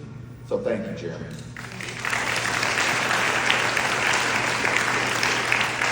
And then we never got in trouble ever again. No, actually, so we all need you to work pretty hard, not just for Jeremy, but for Rich. Because I do want to cause some trouble with Jeremy, but it just is going to be in that capital. And we got plenty of other people here too who are running for office, and it's going to be great. We've got from the top of the ticket to the bottom, there is a passing of the torch. We aren't going back whatsoever. Whether it's Kamala Harris and Tim Walz, I mean, could we have asked? Isn't it? I love these Republicans say like, oh my God, there's been a coup. There's been a coup, and oh my gosh, nobody voted. You're just all for this one person without even thinking about it. I don't know. I think we need to send them a dictionary with irony highlighted in it. But not just those two, and I'm not going to spend a lot of time talking about the mango-colored guy or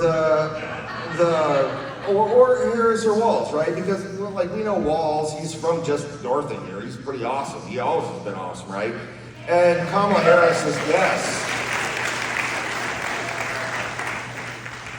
And Kamala Harris is pretty awesome too. And it has been awesome forever. And you know, I think one of the best memories ever I'll have is when my daughter met her for the first time. She took a Shirley Chisholm pin, and Kamala Harris was just floored that she got to sign the Shirley Chisholm for President pin that my daughter had and still has. She will make an amazing president, and it's going to carry on and by the way, and Vice President Walz as well. They will carry on this whole the best union president ever thing, because we're not going back, right? So like Jeremy said, it was like I took an interest in working people's rights, and it's a little bit more complicated than that. What is my union story, I guess, is it actually starts probably when I was about 7 years old. And I remember very, very clearly thinking, and I don't know, it's like in my house we just talked about politics. It was just the thing. It was how we grew up. My sister and I, that's why we're so weird. And I remember asking my mom, I said, why are the folks in town striking at Hormel? Anybody remember that? So she could have talked about a contract or thing, whatever. She probably didn't even remember this, but she put it really simple, and it really is this simple.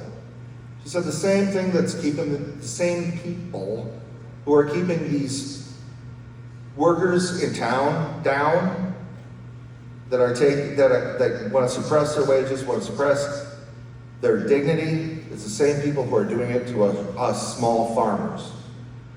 And that's true. And it continues to this day, to the extent that we even still have small farmers. That is what the Democratic Party is about, is when movements come together. That's what we're all about. Because the struggle that the UFCW here, that was once Local 6, it was the same struggle that small farmers were going through, losing their farms, IBP busting workers, unions, all across the Midwest. And then when I didn't give a lot of thought to unions, I guess maybe when I was a teenager, but I don't know, I got out of college and ended up working at a kind of a lousy warehouse. I did a bunch of other stuff for this place too, and it was a good job enough, but I got a job that was a union job. And it changed the trajectory of my life. Because I was getting married at the time, I had a son on the way at the time, I was just buying a house at the time. I was like, it was my ticket to the middle class. And that's why a Harris and Walz administration is going to be so important. It's because they're about handing out that ticket to the middle class, as where Governor Reynolds has been about, how do I rip up tickets to the middle class?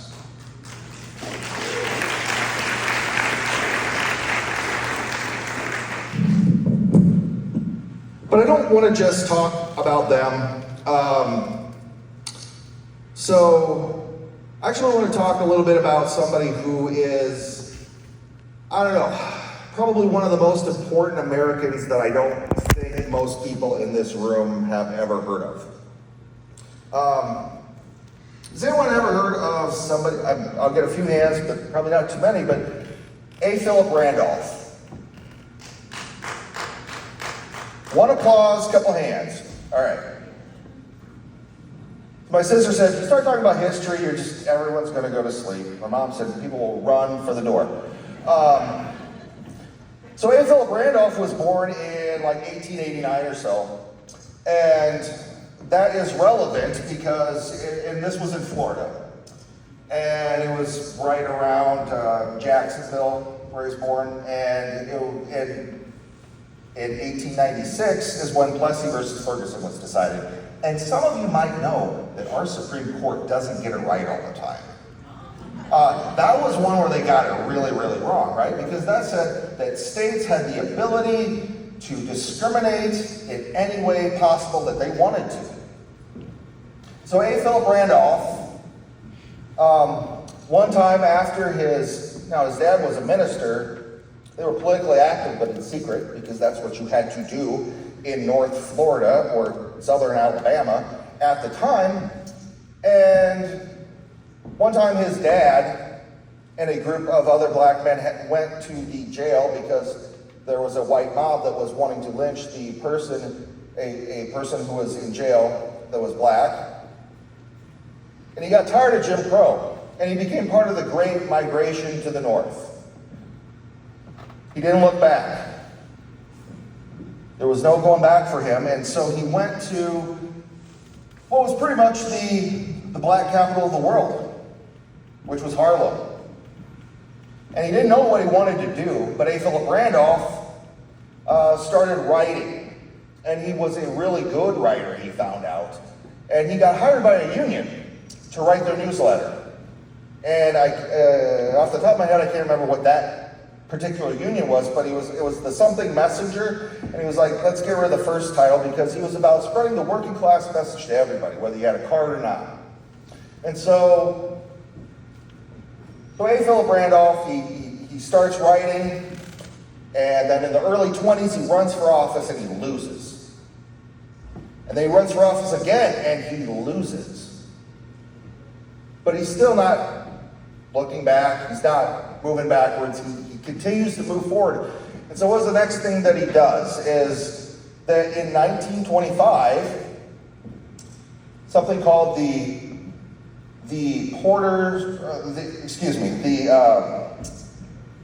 was a union that was sleeping car porters.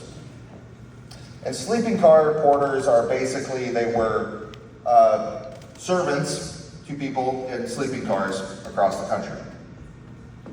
And they wanted better wages, they wanted benefits, but mostly they wanted, like most labor struggles, they wanted dignity and respect. And for example, everybody, if you were a porter, the head of the company, George Pullman, made every single one of them be called George. Just to even have this job, they had to have their identities completely stripped away. That was a huge, huge issue for them. And so they knew that Randolph would fight for them, and they knew that Randolph was somebody who was tenacious and a good writer and a good communicator, and I love union communicators for some reason. And it's something that we do really, really badly in the labor movement and need to do better at. The Democratic Party can do a little bit better at that too. So in 1925, he starts organizing, and they go to him because he doesn't work, he's not a porter. And he can't get fired, there's nothing that they can do to him except he can be their voice. But he's not interested in just being a voice, he's interested in them organizing. And in 1925, yes, cars existed, but the main source of transportation was really rail, right? So rail all over the country. And so what did these porters do, right, as they went across the country? They spread a message, and they started networking, and they started organizing. So A. Philip Randolph right now, here starting in 1925, is building a massive organizing network across the entire country, right? And this gets very, very important. Because then after he does that, he works, and helps Roosevelt get elected. But he doesn't just help FDR get elected, and then they join the AFL, and he sits on the executive board of the AFL. It was not the AFL-CIO at the time, but he made a lot of really great connections with other labor leaders and other unions. And so as he is building a organizing network, which was the very nucleus of the very formation of what became the civil rights movement, he was also organizing workers too, and then getting presidents elected, and then the Fair Labor Standards Act is passed, which actually gives people a lot more freedom to actually organize and form unions. And that leads to, in 1937, those porters finally got a contract. So we're talking, it took 12 years, takes a while. But he got that done. But he wasn't done. He didn't look back, he kept moving forward, right? So, yeah, he was trying to, like I said, he was building the nucleus of the civil rights movement, and so then what was the next thing for them to fight for? The labor movement and the civil rights movement. Well, it was the middle of the 30s. Roosevelt knew we were going to war. Everybody did. There were some people who very much didn't want us to, Lindbergh and so on, but Roosevelt did not want to screw up the war industry by causing racial division. Hey, Philip Randolph did not give a shit. And so he and Walter White, president of the NAACP and the Urban League leader, they kept trying to get a meeting with Roosevelt, and Roosevelt would not meet with them. FDR wouldn't meet with them, and so finally it took a woman, it took Eleanor.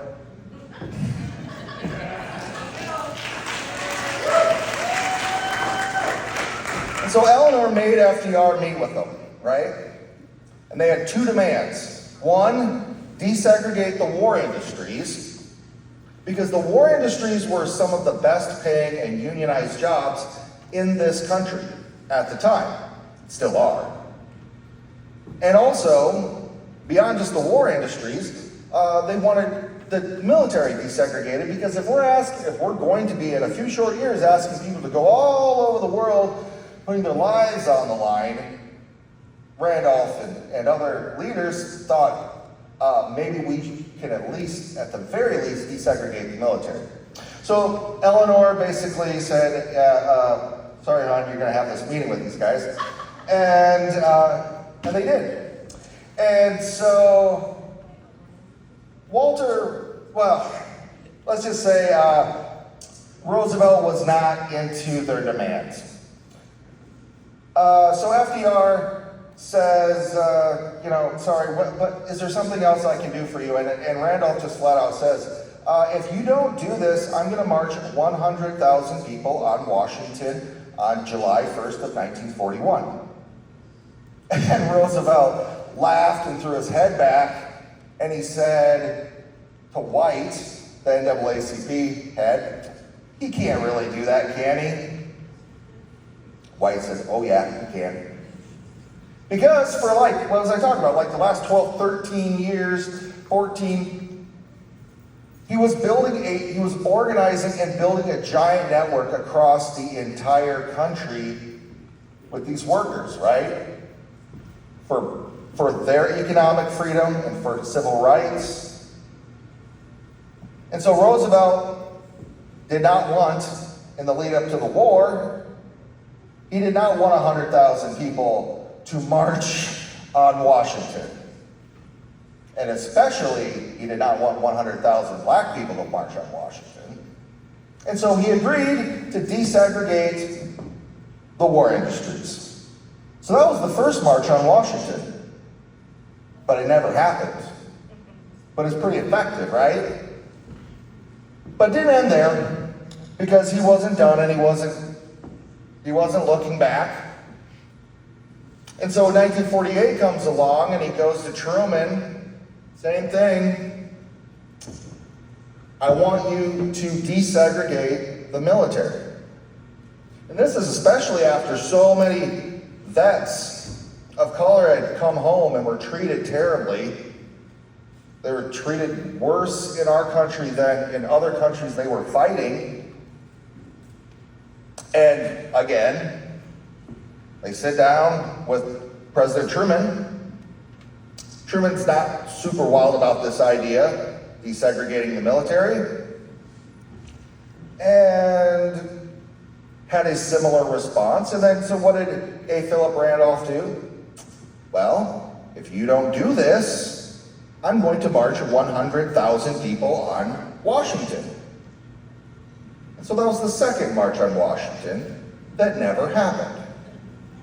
And you know what? The military became desegregated at the time. But he didn't stop there. And he didn't look back. And so what did he do? Throughout the 50s, he practiced marches, right? So he started practicing marches with, he wasn't a particularly religious person, but he led religious marches. And he led student marches. So he was practicing, right? So then, got a couple of other people, Marcus Garvey, Dr. King, several people together. And in 1963, actually it was December of 62, these 4 or 5 people decide, you know what, the time has come. And the time has come now. And we need to march on Washington.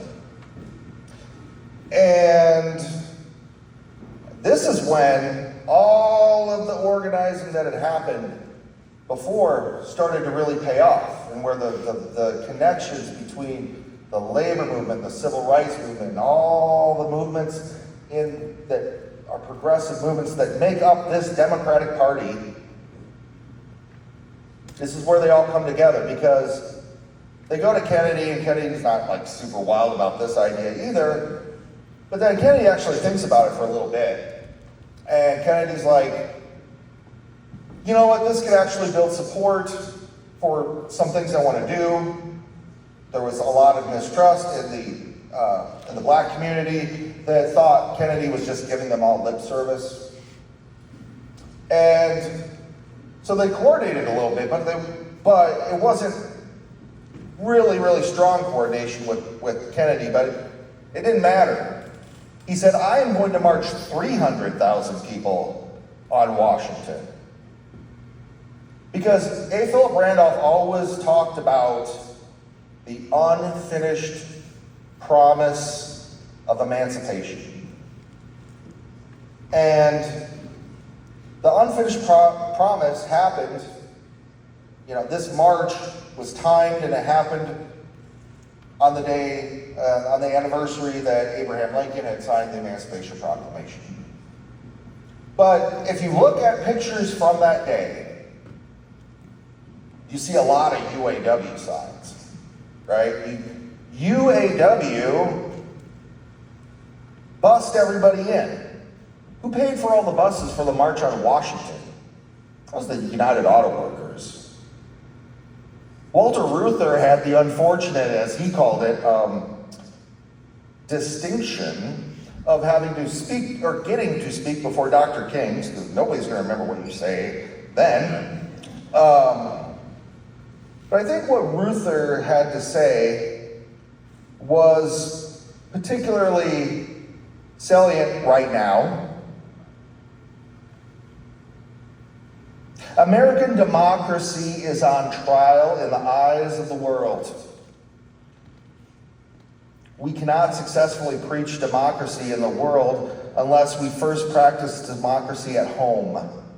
American democracy will lack the moral credentials and be both unequal and unworthy of lending the forces of freedom against the forces of tyranny unless we take bold, affirmative, adequate steps to bridge the moral gap between democracy and its noble promises and its ugly practices. And unfortunately, we have seen way too many ugly practices in politics and in democracy, to the point where one party doesn't even want to admit that we have a democracy anymore. How weird is that, right? But back to the March on Washington story here. The third March on Washington, the one that actually happened, that was 1963. What happened in 1964? Civil Rights Act. What happened in 1965? The Voting Rights Act. A. Philip Randolph spent, if you count from 1925, when he became president of the Porters Union, to 65, it took 40 years of organizing, building allies, working together, sometimes with people that you don't always get along with. But he kept moving forward.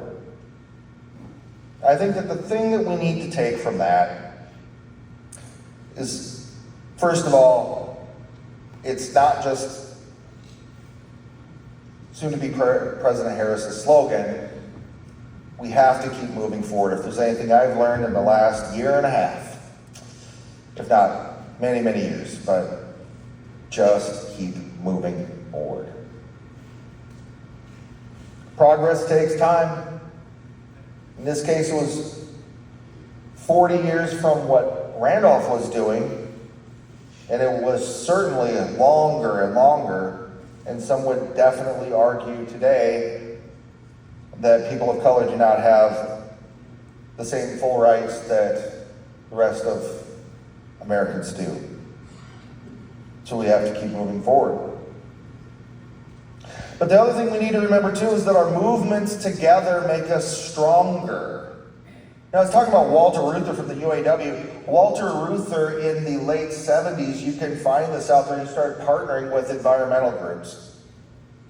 That's something that we've done at the State Federation of Labor, along with the University of Iowa Labor Center and many affiliates.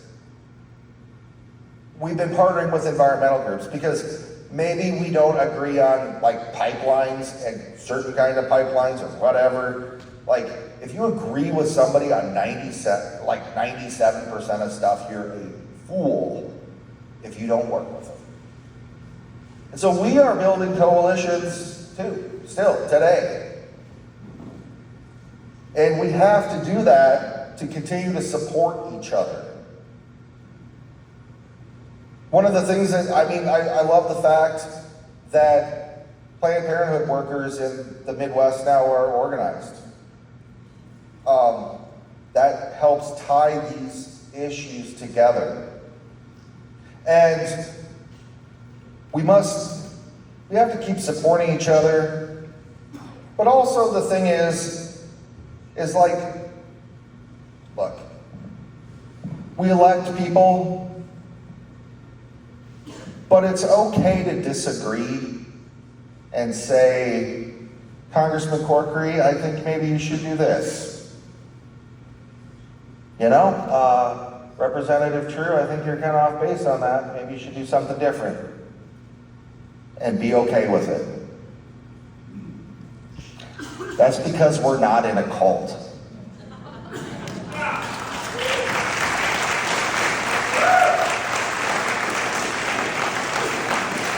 That's because we're not in a weird cult.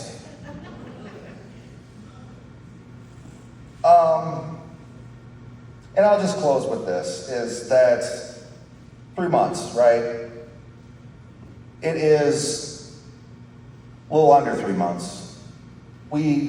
Everybody said it tonight, but we have to work. We have to work hard. There's no one entity, one person, one anything that makes or breaks an election, but it's kind of like, stone soup. If everybody throws in, it eventually, hopefully we come up with the ingredients to win an election, right? And we can do this because we're Democrats. Feel different than I did earlier this year, than even a few weeks ago. It's almost like that Obama level energy is starting to come back, right?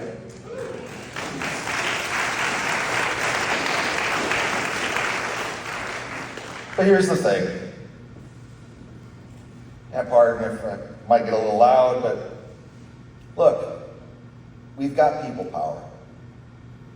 They are always going to outspend us, right? It's just always going to be the case. Always, always, always, always going to be the case. We got shoe leather. We have courage, bravery. We have sacrifice. We can do this.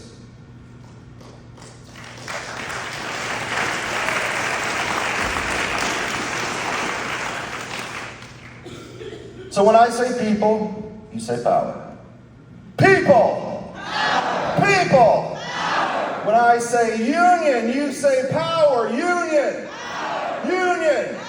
When I say people, you say power. People! People! People! People! Thank you very much.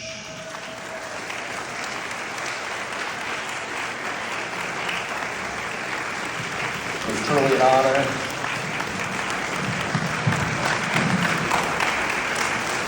Have a good evening.